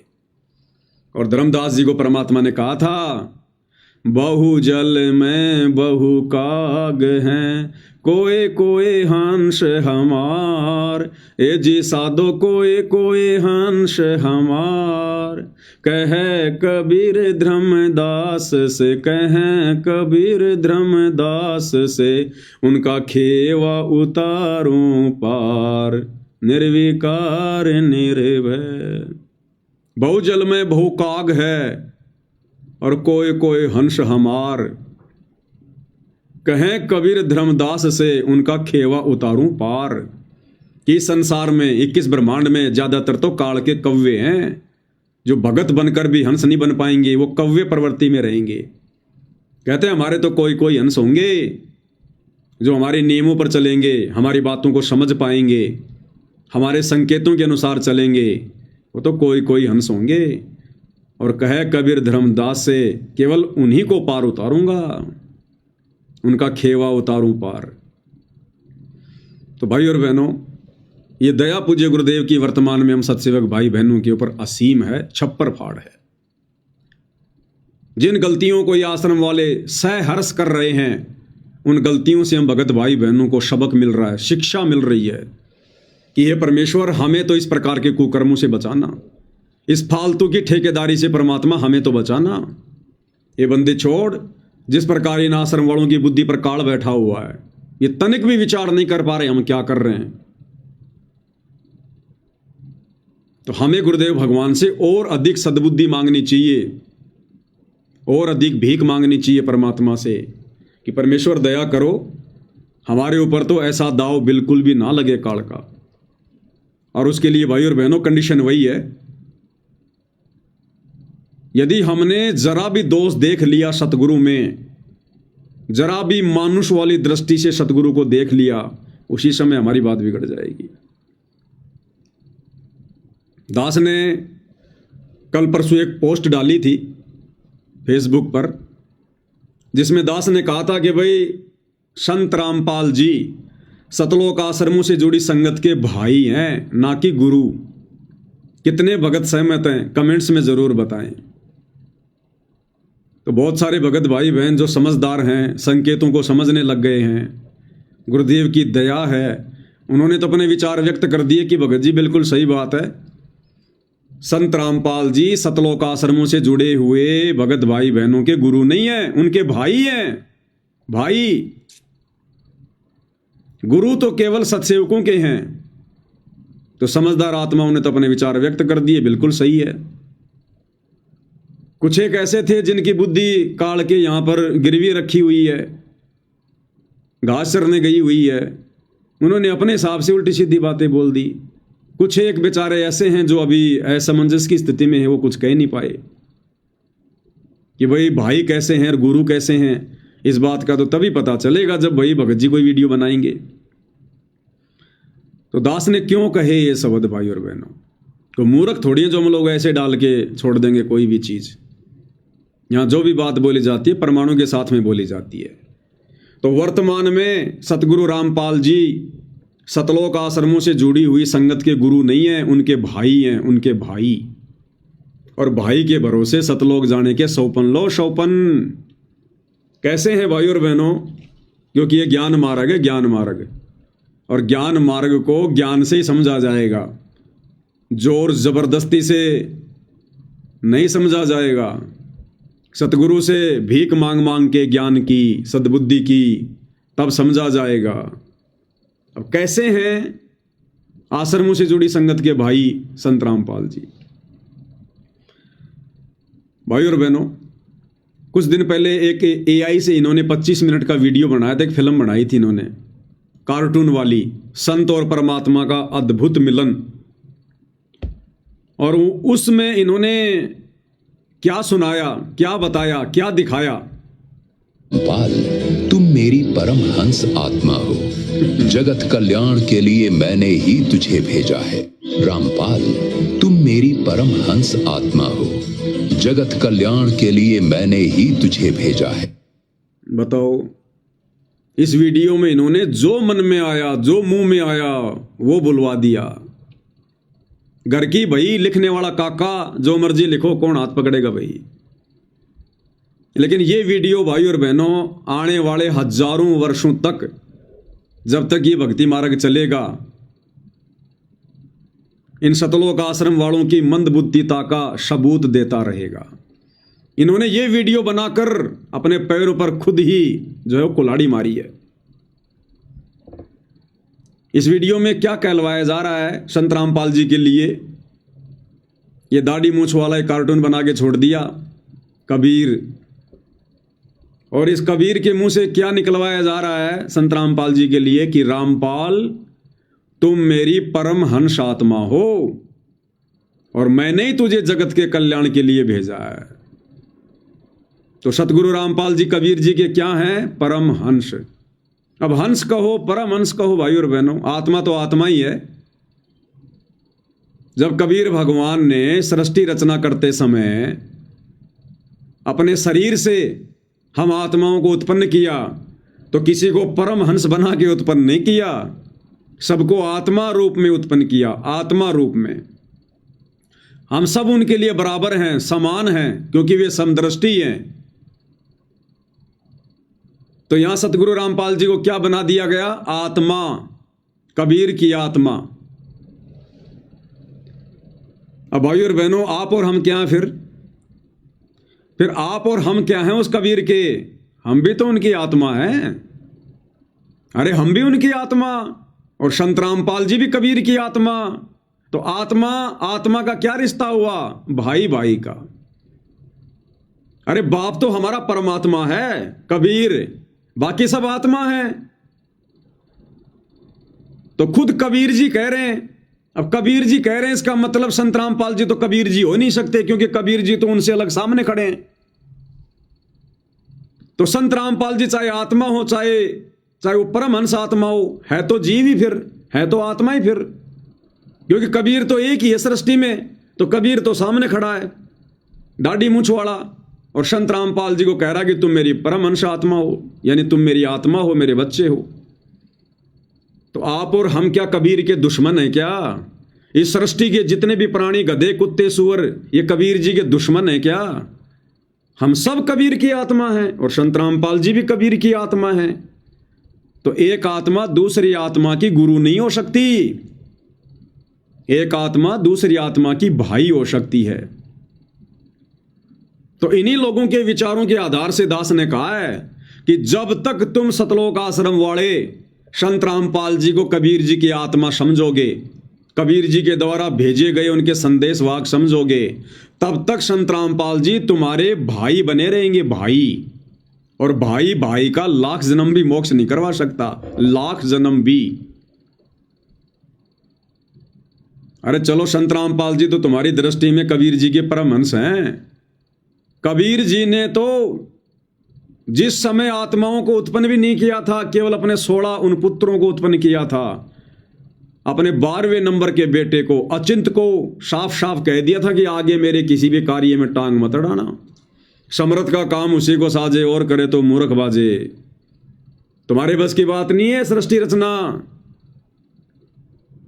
तो बताओ भाई, फिर संत रामपाल जी क्या है? फिर जब अचिंत को ही उन्होंने पाबंद कर दिया कि आगे से सारे काम मैं करूंगा, तो संत रामपाल जी कौन हुए फिर?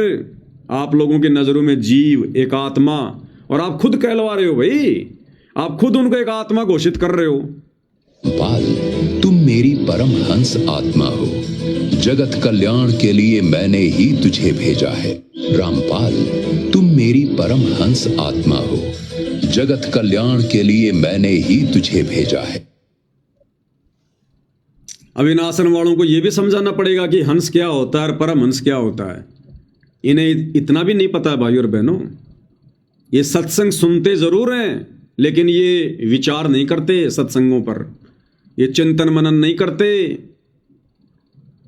और फिर हमें उल्टा उलाना देते हैं कि ये पवन दास कौन होता है, सत्संगों का सार निकालने वाला। तो तुम निकाल के दे दिया करो, हम तो तुम्हारे निकाले हुए वो देख लेंगे भाई। अरे तुम निकाल दिया करो, तुम लाइव आ जाओ ना, अगर हमें नहीं निकालना आता तो। अब इन आश्रम वालों को यह भी समझाना पड़ेगा कि हंस क्या होता है, परमहंस क्या होता है।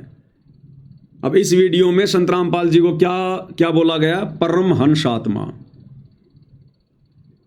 इनको बुलवाना भी ढंग से नहीं आया, बुलवाना भी। परमहंस कौन होता है, इन मंदबुद्धियों को यह भी नहीं पता, ये फिल्म बनाने वालों को, कि परमहंस क्या होता है।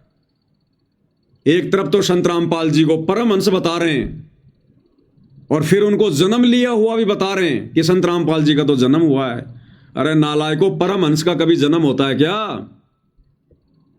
ये हिसार जेल से जो विशेष संदेश आ रहे हैं, इनमें क्या कह रहे हैं गुरुदेव भगवान? सुनते हो कि नहीं सुनते? गुरुदेव कहते हैं, आवे जावे सो हंसा कहिए, परमहंस नहीं आया रे। आवे जावे सो हंसा कहिए, और परमहंस नहीं आया रे। क्या कह रहे हैं मालिक, सुनिए। पाल, तुम मेरी परम हंस आत्मा हो, जगत कल्याण के लिए मैंने ही तुझे भेजा है। तो यहां तो संत रामपाल जी को परमहंस इन्होंने घोषित कर दिया, और परमहंस कौन होता है उसके बारे में सतगुरु रामपाल जी क्या बता रहे हैं? आवे जावे सो हंसा कहिए, परमहंस नहीं आया रे। 5 तत्व 3 गुण पूरा, या तो कहिए माया रे। आवे जावे सो हंसा कहिए, परमहंस नहीं आया रे। 5 तत्व 3 गुण पूरा, या तो कहिए माया रे। अब परमहंस कौन होता है, गुरुदेव स्वयं बता रहे हैं कि आवे जावे सो हंसा कहिए और परम हंस नहीं आया रे। आवे जावे यानी जो जन्म लेकर आता है और मरकर वापस चला जाता है, कहते हैं वो तो केवल हंस है, यानी जीव होता वो। आवे जावे सो हंसा कहिए, जो जन्म और मरण में है, कहते हैं वो तो हंस है, जीव है। और परम हंस नहीं आया रे, परम हंस कभी भी जन्म मरण में नहीं आता। जो परम हंस होता है वो कभी भी मां के गर्भ से जन्म लेके नहीं आता। आवे जावे सो हंसा कहिए, परम हंस नहीं आया रे। और परम हंस कौन है जो जन्म मरण में नहीं आता? वो केवल एक ही है, कबीर। अब बताओ, इन आश्रम वालों की बुद्धि घास चरने गई है। उस एआई वाले वीडियो में उस दाढ़ी मूंछ वाले कबीर से कहलवाया जा रहा है संत रामपाल जी को कि रामपाल तो मेरी परम हंस आत्मा है। और परम हंस कौन है उसके बारे में गुरुजी ने बता दिया कि परम हंस नहीं आया रे। परम हंस कभी भी जन्म मरण में नहीं आता, मां के गर्भ से जन्म नहीं लेता। अब एक तरफ तो ये संत रामपाल जी को कबीर जी की परम हंस आत्मा भी बता रहे हैं, परम हंस की इनकी परिभाषा का भी ज्ञान नहीं। अगर सतगुरु रामपाल जी परम हंस थे, परम हंस हैं तुम लोगों के अनुसार, तो फिर तुम उनको ये क्या कहते हो कि उन्होंने जन्म लिया है, उन्होंने मां के गर्भ से जन्म लिया है, उनका जन्म हुआ है, किसान परिवार में जन्म हुआ है। अरे तुम्हारा कोई स्टैंड भी है, कोई ठो ठिकाना भी है कि नहीं है? बिन पेंदे के लोटो। तुम्हें हंस की परिभाषा का नहीं पता, तुम्हें परम हंस की परिभाषा का नहीं पता, तुम्हें सतगुरु की परिभाषा का नहीं पता, तुम्हें भगवान की परिभाषा का नहीं पता। फिर तुम कर क्या रहे हो भक्ति मार्ग पर? खाली दुनिया का पानी निकालने के लिए पैदा हुए हो गया? अब इनको कहां रोए भाई और बहनों। गुड़ गोबर एक कर रखा इन्होंने, गुरुदेव की भक्ति मार्ग का ज्ञान का गुड़ गोबर एक मिक्स कर दिया।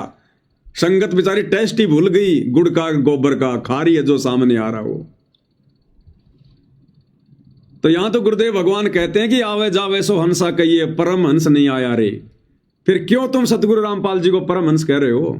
और कह रहे हो तो फिर उनको जन्म लिया हुआ क्यों कह रहे हो? पर यहां गुरुदेव स्पष्ट कर रहे हैं कि जो जन्म और मृत्यु में है उससे किसी का मोक्ष नहीं हो सकता। ज्ञानदाता ये स्पष्ट कर रहा है कि अर्जुन तेरे और मेरे बहुत जन्म हो गए।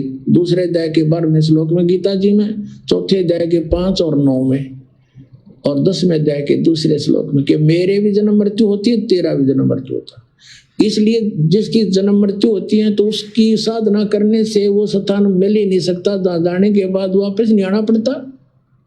अब बताओ, गुरुदेव ने तो बिल्कुल क्लियर कर दिया, स्पष्ट कर दिया गीता का ज्ञान सुनाते समय कि उसकी साधना से मोक्ष नहीं हो सकता जो खुद जन्म और मरण में है। अब आज पूरा भगत समाज किसकी साधना कर रहा है? तत्वदर्शी संत की कर रहा है, संत रामपाल जी की कर रहा है। और ये नालायक खुद ही कह रहे हैं कि हमारे गुरु जी का जन्म हुआ है, हमारे गुरु जी जन्म और मरण में हैं। फिर गुरु जी की साधना करने से मोक्ष कैसे हो जाएगा? तुम्हारी थ्योरी और प्रैक्टिकल उत्तर और दक्षिण में भाग रहे हैं, अलग अलग दिशाओं में। तो परमहंस तो भाई कबीर होता है, कबीर जो कभी मां के गर्भ से नहीं आता और उसी की साधना से जन्म मरण का रोग कटता है, उसी की साधना से। अब भाई और बहनों, गुरुदेव भगवान ने जिस प्रकार से हमें ज्ञान समझाया है ना, शास्त्रों का हवाला दे दे के, उस ज्ञान को केवल उनकी विशेष आत्मा ही समझ सकती है। भीड़ के बस की बात नहीं है, भीड़ के बस की बात। गुरुदेव भगवान ने हमें क्या बताया? गुरुदेव ने बताया कि देखो बच्चों, ये जो दुर्गा है ना, दुर्गा, ये दुर्गा तीनों देवताओं की मां है, तीनों देवताओं की मां। और इन तीनों देवताओं का जन्म और मरण होता है। तो संगत ने सहर्ष स्वीकार कर लिया कि हां गुरुजी, बिल्कुल सत्य बात है, ठीक है। फिर गुरुदेव भगवान ने बताया कि बच्चों देखो, विष्णु जी खुद कह रहे हैं कि मैं दुर्गा से ऊपर किसी को नहीं मानता। मेरे अध्यात्म ज्ञान में, मेरी नजरों में दुर्गा जी से बढ़कर और कोई देवता नहीं है, कोई भगवान नहीं है, और मैं भी उसी की साधना करता हूं। संगत ने सहर्ष स्वीकार कर लिया कि गुरुजी बिल्कुल ओके, ऐसा ही है, ठीक है। फिर गुरुदेव ने बताया कि देखो दुर्गा क्या कह रही है देवी भागवत पुराण में, पेज नंबर 562 पर, हिमालय राजा को ज्ञान उपदेश देते समय कि भाई तू और सब बातों को छोड़ दे, यानी मेरी भक्ति भी छोड़ दे, मेरी पूजा भी छोड़ दे दुर्गा की, और उस ब्रह्म की भक्ति कर। उसका ओम नाम है और वो ब्रह्म लोक में रहता है। तो संगत ने कहा गुरुजी बिल्कुल ओके, बिल्कुल सही है गुरुजी, नो प्रॉब्लम, ठीक है। फिर गुरुदेव ने गीता जी में दिखाया कि बच्चों देखो ये ब्रह्म क्या कह रहा है 8वें अध्याय के 13वें श्लोक में, कि मेरा ओम नाम का मंत्र है और मेरी साधना जो करेगा वो ब्रह्म लोक में जाएगा।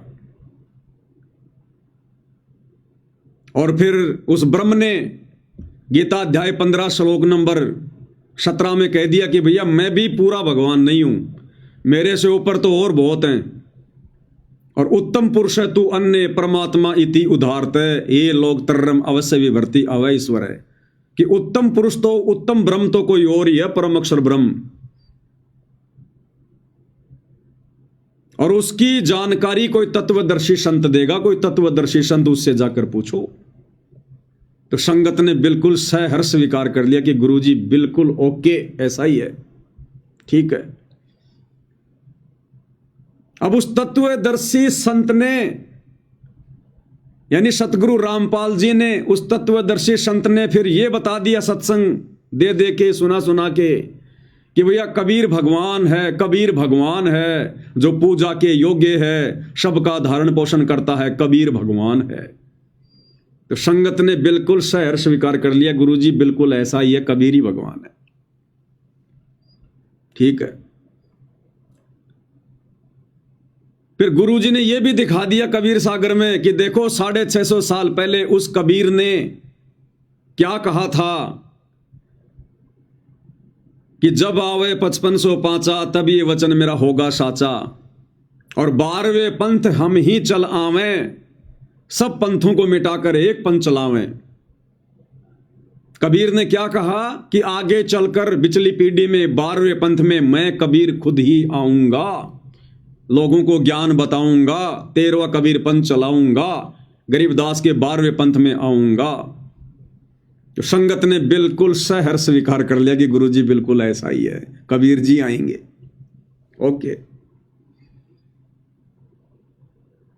अब उसके बाद सत्सेवकों ने बताना शुरू कर दिया कि देखो भाई 12वें पंथ में कौन आया है कबीर, 13वां पंथ आकर किसने चलाया, ये है कबीर संत रामपाल जी, ये है वो भगवान जो स्वयं आ गए हैं, जो उन्होंने 650 साल पहले बात कही थी कि 12वें पंथ में हम ही चलावें, सब पंथों को मिटाकर एक पंथ चलावें। तो भाई देख लो संगत वालों, 17 फरवरी 1988 को आदरणीय गरीबदास जी के 12वें पंथ में बिल्कुल लास्ट टाइम पर जब वो पंथ समाप्त होने वाला था, वो कबीर आ चुका है संत रामपाल जी के रूप में, और जो 13वां पंथ चलाने की बात कह रहा था, देख लो 1994 में उन्होंने 13वां पंथ शुरू कर दिया।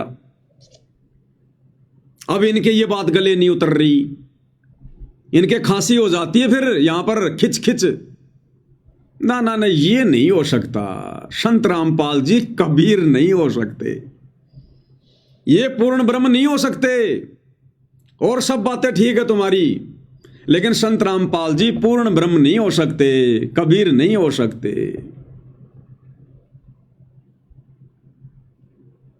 तो चलो भाई तुम्हें और समझाएंगे थोड़ा।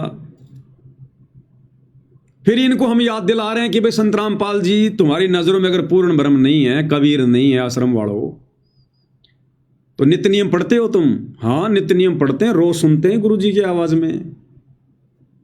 तो नित्य नियम में गुरुजी क्या कहते हैं पूर्ण ब्रह्म के बारे में, सतगुरु के बारे में क्या कहते हैं, सतगुरु कौन है, सतगुरु कौन है वर्तमान में? तो भगत कहते हैं कि जी हमारे गुरु जी संत रामपाल जी हैं सतगुरु। अच्छा, संत रामपाल जी कच्चे सतगुरु हैं, पक्के सतगुरु? अरे पक्के सतगुरु, कच्चे का कोई मतलब ही नहीं है।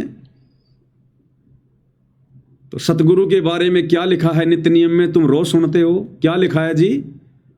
सतगुरु पूर्ण ब्रह्म है और सतगुरु आप अलेख, सतगुरु रमता राम है, इसमें मीन न मेख।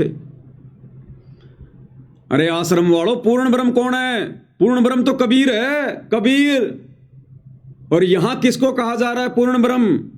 सतगुरु को, कि सतगुरु ही पूर्ण ब्रह्म है और सतगुरु आप अलेख, सतगुरु ही वो अदृश्य परमात्मा है जो निर्गुण रूप में सतलोक में बैठा हुआ है। आप अलेख यानी जिसको कोई लख नहीं सकता, जिसको कोई देख नहीं सकता अपनी मर्जी से।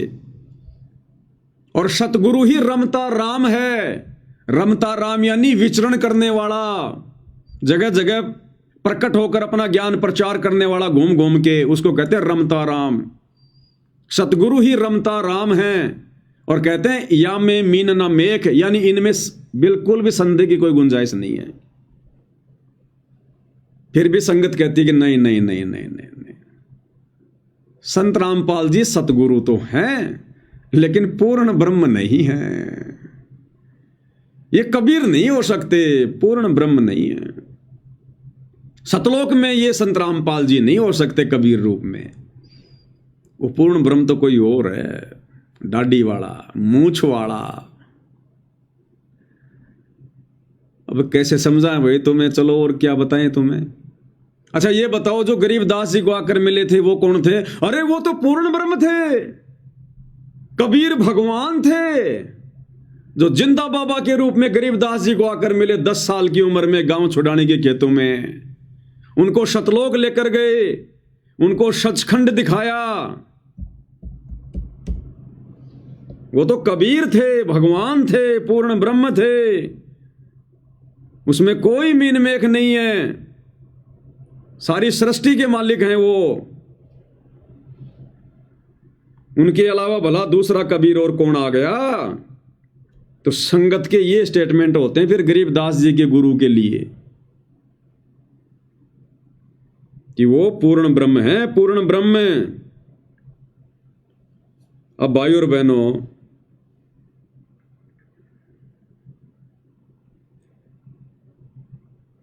अब गुरुदेव भगवान ने क्या बताया विशेष संदेश में?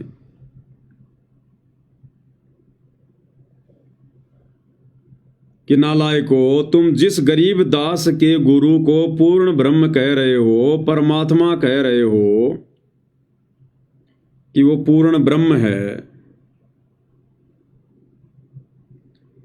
एक विशेष संदेश दास निकाल रहा है।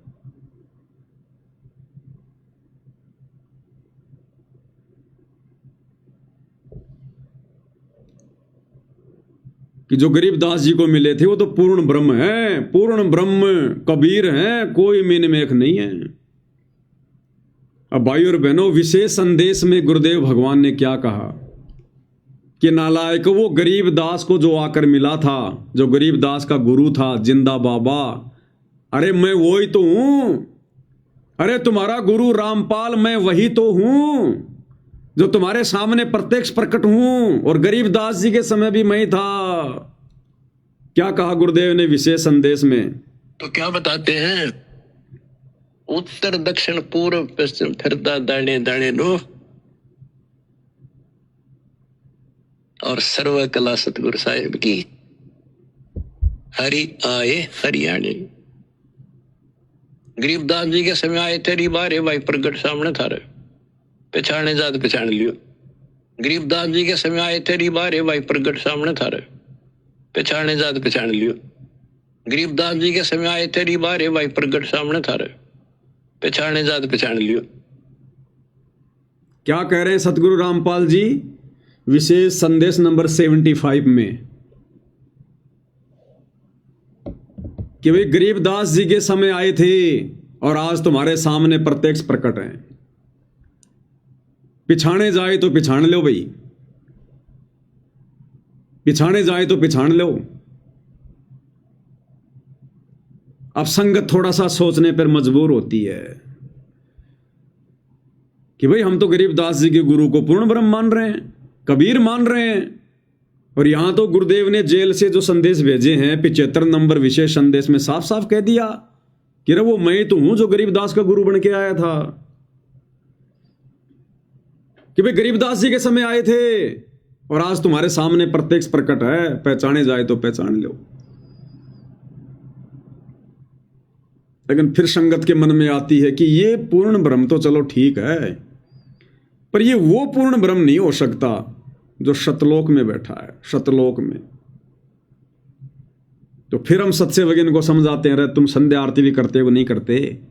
हाँ करते हैं ना संध्या आरती। कैसे करते हो? अरे गुरुजी का ऑडियो वीडियो चला के करते हैं, काम भी करते हैं और संध्या आरती भी करते हैं।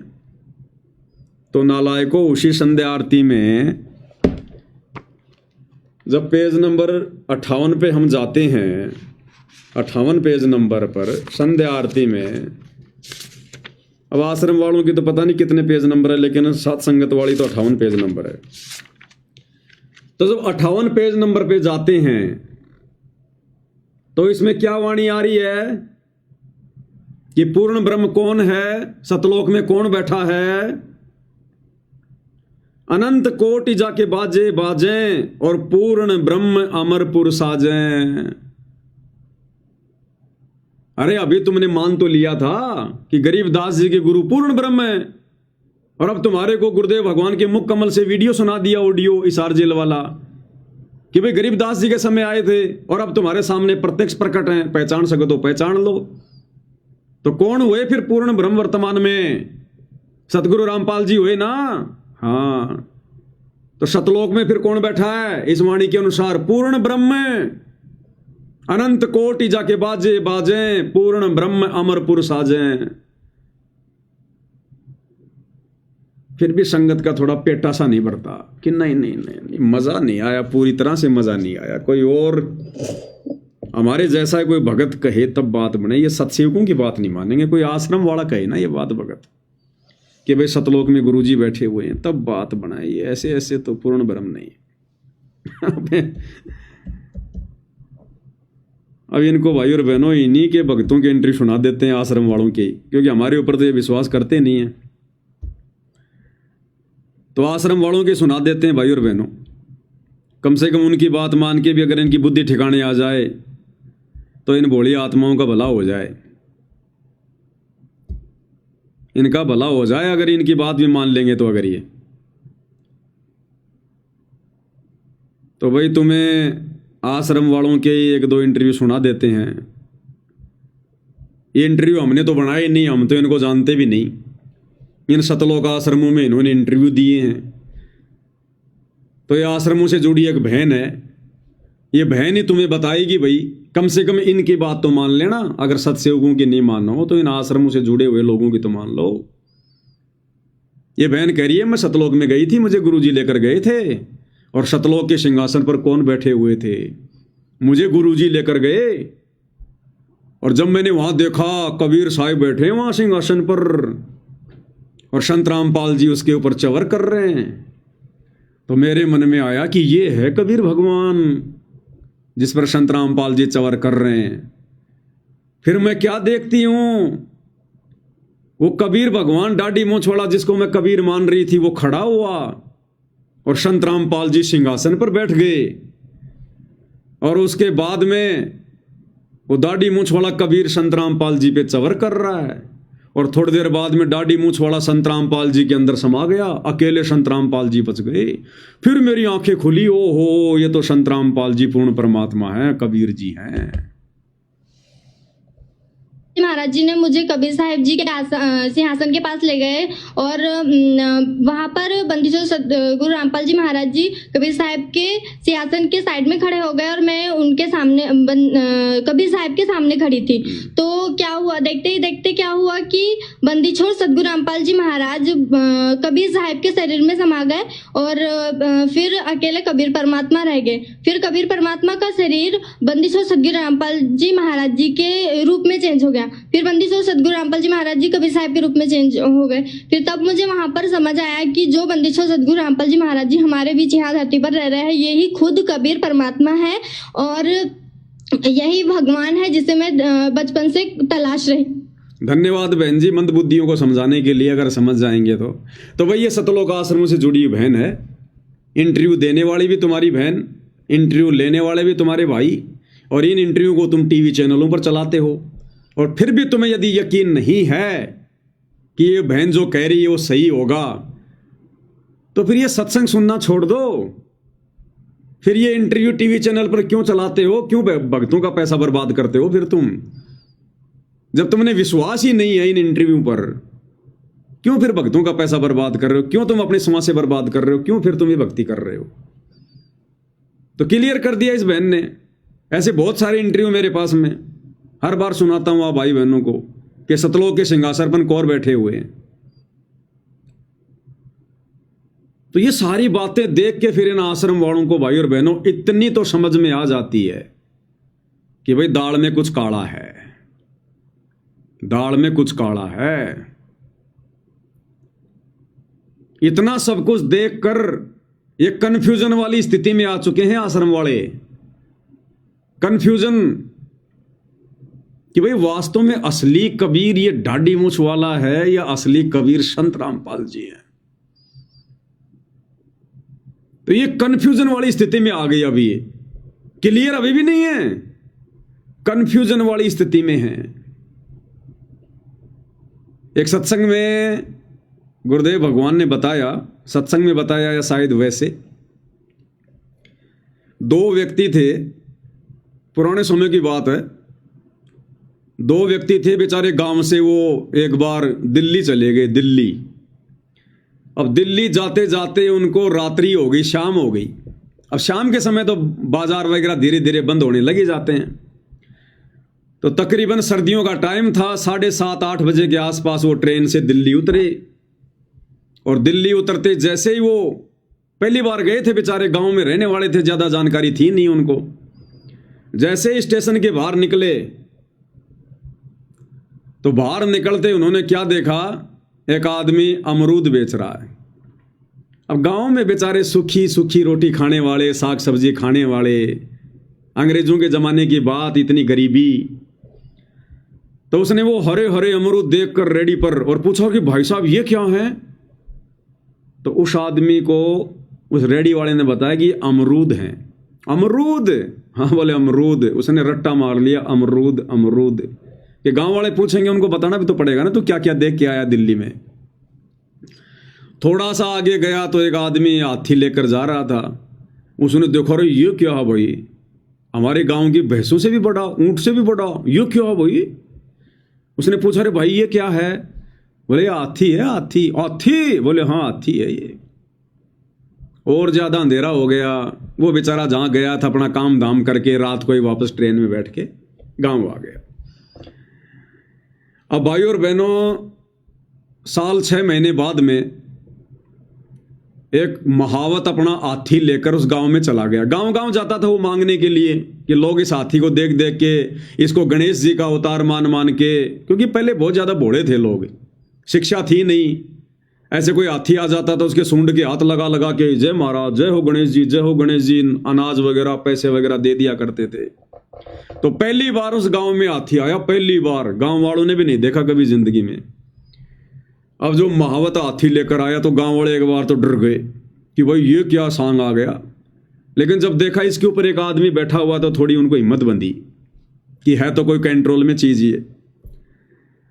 अब गांव वाले यूं देखें उसके, लेकिन समझ में क्या हुआ, क्योंकि पहले कभी देखा हुआ नहीं। और महावत ये देख रहा कि भाई ये लोग अचंबा मान रहे हैं, क्योंकि गांव में पहले कभी हाथी आया नहीं। तो एक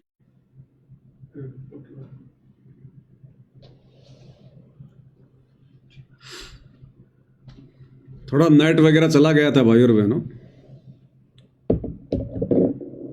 तो गांव वालों ने जब हाथी को देखा तो ये आश्चर्यचकित रह गए कि ये क्या आ गया, ये क्या आ गया। लेकिन जब हाथी के ऊपर महावत को देखा कि एक आदमी बैठा हुआ है, थोड़ी शांति आई कि है तो चीज कंट्रोल में ये। अब लोग समझ नहीं पा रहे ये है क्या। तो एक आदमी ने कहा, वो दिल्ली गया था ना वो रामचंद्र, उसको लाओ बुला के, वो बताएगा। तो लोग उसको लाए बुला के। अब वो भी कंफ्यूज हो गया वो भी बेचारा कंफ्यूज हो गया। अब भाई और बहनों, उसने क्या किया, हाथी के चारों तरफ यूं घूमने लगा, देखने लगा यूं बड़े गौर से, बड़े गौर से। तो गांव वालों ने कहा, तू बताता क्यों नहीं, तू दिल्ली गया था, के है यो? तो उस रामचंद्र ने कहा बड़ा ध्यान से यूं मतलब सोच विचार के, बोला भाई गांव वालों, 100% तो ये हाथी है, 100% तो ये हाथी है, और अगर ये हाथी नहीं है तो अमरूद में तो कोई शकी नहीं है। बोला 100% तो यो हाथी है, अगर 1% हाथी नहीं हुआ तो अमरूद में तो कोई शकी नहीं है, अमरूद तो फिर ये है ही है। क्योंकि बेचारे ने दो ही चीज देखी थी, हाथी और अमरूद। तो कंफ्यूज हो गया वो, कई दिन की बात हो गई, भूल गया हाथी कौन सा था और अमरूद कौन सा था। तो सोच समझ के विचार किया, बोले भाई 100% तो ये हाथी है, अगर हाथी नहीं हुआ तो अमरूद में तो फिर कोई शकी नहीं है, अमरूद तो ये पक्का है। तो भाई और बहनों, इन आश्रम वालों को तो इन सत्संगों में, बेचारी भोली भाली आत्माओं को इन समागमों में केवल एक ही चीज पढ़ाई जाती है, एक ही चीज, पवनदास गुरुद्रोही, पवनदास गुरुद्रोही, गुरुद्रोही की पैड़ पर जप गावे बीर, 84 निश्चय पढ़े सतगुरु कहें कबीर। बस ये दो बातें इनको रटा रखी हैं, दो बातें, इससे ज्यादा इनको कुछ नहीं पता इनको।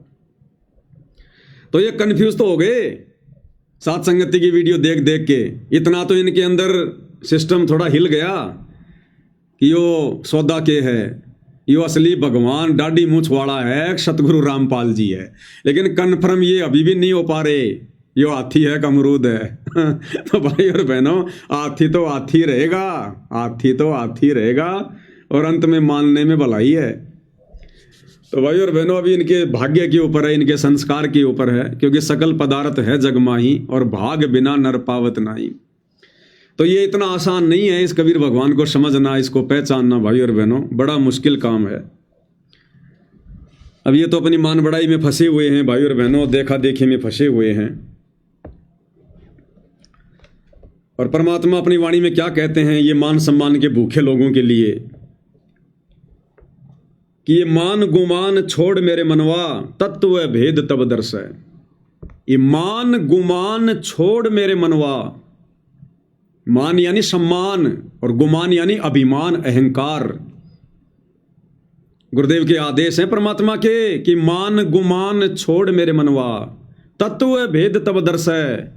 कि जब तक तेरे अंदर से ये मान सम्मान की चाहत, ये अहंकार और मान बढ़ाई नहीं जाएगी, तब तक तुझे तत्व ज्ञान समझ में नहीं आएगा, तुझे सतगुरु के भगवान के रूप में दर्शन नहीं होंगे, तो अपने जैसा मानुष ही मानेगा। तो ये लितानी गांव के अंदर ये सतलोक आश्रम वाले जो ये सोल वगैरह सम्मान के रूप में स्वीकार कर रहे हैं, अभी तो इनमें मान बढ़ाई की भूख है। इन्होंने पकड़ भी कैसे लिए, वो सोल पकड़ भी कैसे लिए। चलो गांव वाले तो भाई उनको तत्व ज्ञान नहीं है, उन्होंने तो ये सोचकर भैया इन्होंने हमारे गांव की मदद की है, इनका सम्मान करो। कोई और मदद करते हो तो उनका भी सम्मान करते। लेकिन तुम लोगों ने वो चद्दर अपने हाथों में कैसे पकड़ ली? तुम्हारे हाथ क्यों नहीं कट गए उस समय? क्या उदाहरण पेश कर दिया तुम लोगों ने, अपना मजाक बनवा लिया तुमने भगत समाज के सामने। अरे वर्तमान के 90% भक्तों की आंखें बंद है, तो इसका मतलब ये थोड़ी है कि आने वाले समय में भी भक्तों की आंखें ऐसी बंद रहेंगी। लोग हंसा करेंगे तुम्हारी मूर्खता पर इन वीडियो को देख देख के। तो परमात्मा कहते हैं मान गुमान छोड़ मेरे मनवा, तत्व भेद तब दर्श है, और प्रेम भाव सतगुरु में हो जा, तब सहज अमृत बरस है। और जब तक तेरा प्रेम, तेरा प्यार एकमात्र अपने गुरुदेव भगवान में नहीं होगा, तब तक तेरी बात नहीं बनेगी। तो अभी तक तो इनके 5-5 पति हैं। दाढ़ी मूंछ वाले कबीर जी जून के महीने में उसको पति मान के उसका प्रकट दिवस, फिर गरीबदास जी का बोध दिवस मनाकर उसको अपना पति मना लेते हैं। इनके दरबार में फिर दादा गुरु की फोटो रखी रहती है, वो इनका पति, क्योंकि दंडवत करते हैं सबको। पंडित चिदानंद जी जिसकी शकल नहीं देखी, जिसका कोई सत्संग नहीं सुना, उसकी भी दरबार में फोटो लगा रखी है, वो भी इनका पति। 4 और बीच में संत रामपाल जी को बैठा रखा है। तो इनके तो 5-5 पति हैं। इनका प्रेम भाव कहाँ से उपजेगा सतगुरु में। और जिन सार शब्द पाया नहीं वो शतलोक जानने तरसै। सार शब्द यानी सतगुरु की पहचान है, सतगुरु की पहचान है।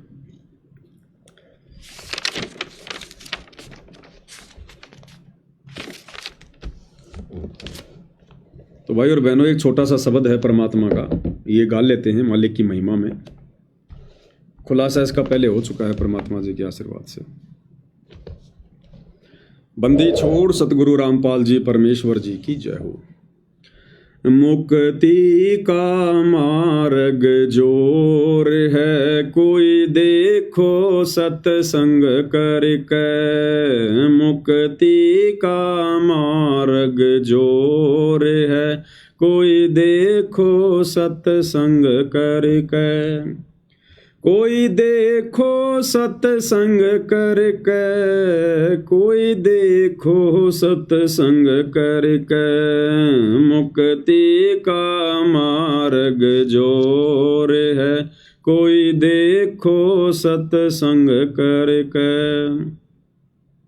सत्संग किया था बजरंगी ने मुनिंदर जी के संग में। सत्संग किया था बजरंगी ने मुनिंदर जी के संग में।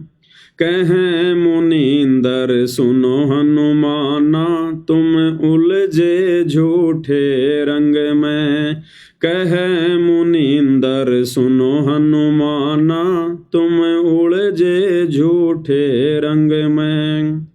ये 30 करोड़ राम हो जालिए जीत जीत के जंग ने।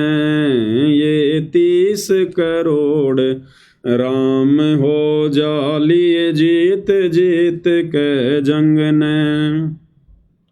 देखा सतलोक नजारा था विधि पूछी पैर पकड़ के। विधि पूजी पैर पकड़ के, विधि बूझी पैर पकड़ के। मुक्ति का मार्ग जोर है कोई देखो सत्संग करके। मुक्ति का मार्ग जोर है कोई देखो सत्संग करके। जोग जीत के सत्संग में एक दिन आ गए कागभूषंडा। जोग जीत के सत्संग में एक दिन आ गए कागभूषंडा। मुझे ऐसा मार्ग नहीं मिला मैं फिर लिया नो खंडा। मोहे ऐसा मार्ग नहीं मिला मैं फिर लिया नो खंडा। उपदेश लिया फिर सुमरण कीन्या तब मिट्या काल का दंडा। उपदेश लिया फिर सुमरण कीन्या तब मिट्या काल का दंडा। वो कर अधीनी बंदगी सतगुरु चरणा के माँ पढ़ के। सतगुरु चरणा के माँ पढ़ के, सतगुरु चरणा के माँ पढ़ के।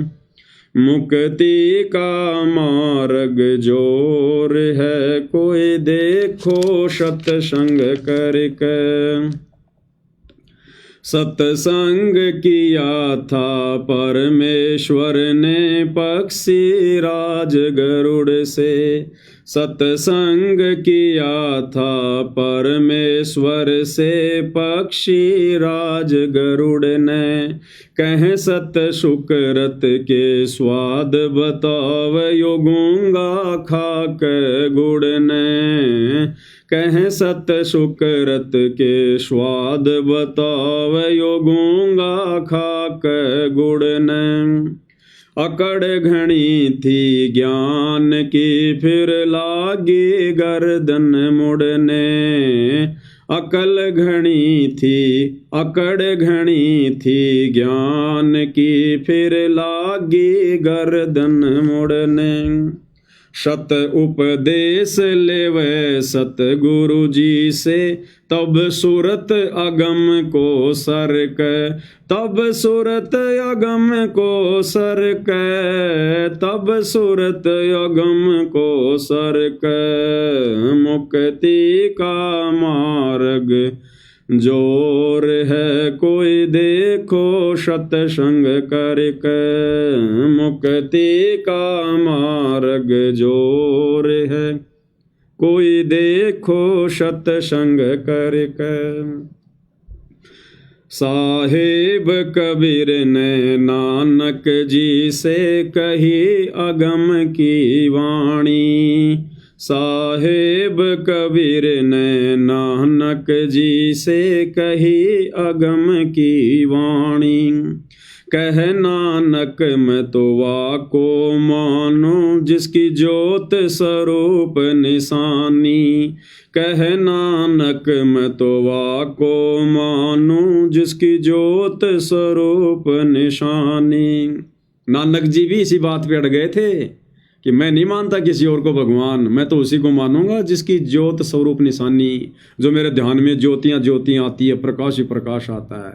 वैसे ही भाई और बहनों, ये नादान सतलोक आश्रमों से जुड़ी संगत सात संगति के अभाव में अड़ी हुई है कि हम तो उसी को भगवान मानेंगे, परमात्मा मानेंगे जो दाढ़ी मूछ वाला है, हम नहीं मानेंगे संत रामपाल जी को।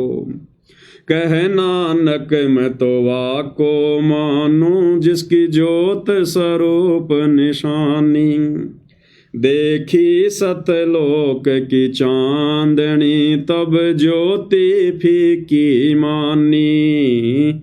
देखी सतलोक की चांदनी, तब ज्योति फीकी मानी। वाहे गुरु सतनाम कहा था, उन गणी उमंग में भर के, उन घनी उमंग में भर के, उन घनी उमंग में भर के। मुक्ति का मार्ग जोर है, कोई देखो सत्संग करके। मुक्ति का मार्ग जोर है, कोई देखो सत्संग करके। ब्रह्मा विष्णु महेश ने किया सत्संग गरुड़ के साथा। ब्रह्मा विष्णु महेश ने किया सत्संग गरुड़ के साथा। तीनों देवान्यु कहन लगे, हम सर्वलोक विधाता। तीनों देवा न्यू कहन लगे, हम सर्वलोक विधाता। गरुड़ कहे ये बालक मर गया, इसे जीवा द्यो दाता।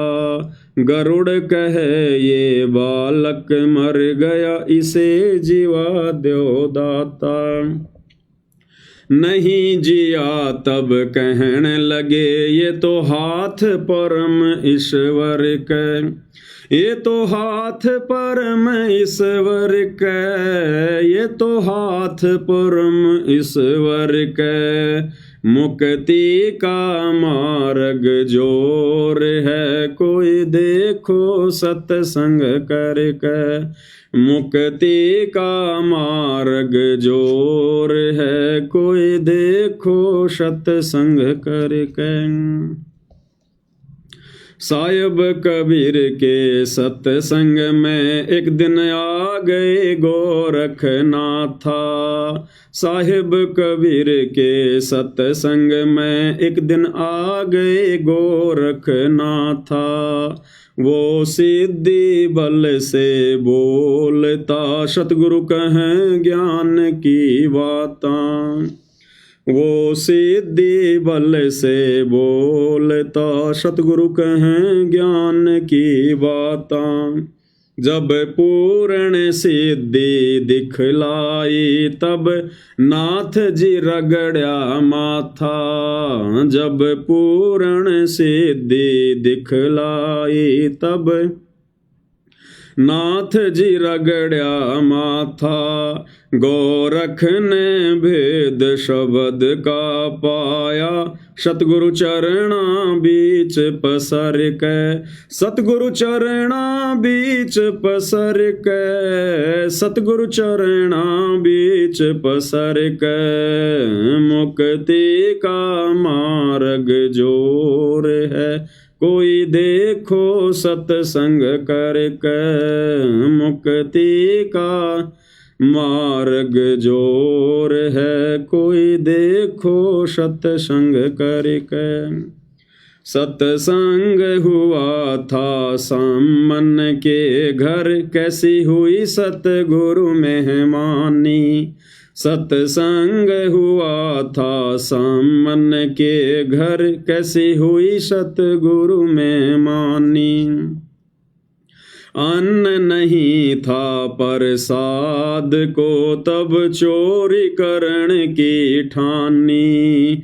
अन्न नहीं था खान को तब चोरी करण की ठानी। सतगुरु सेवा कारण लई खुद लड़के की प्राणी। सतगुरु सेवा कारण लई स्वयं लड़के की प्राणी। भगत वो पाड़ा जीत गए जो हुए आश्रय सतगुरु के।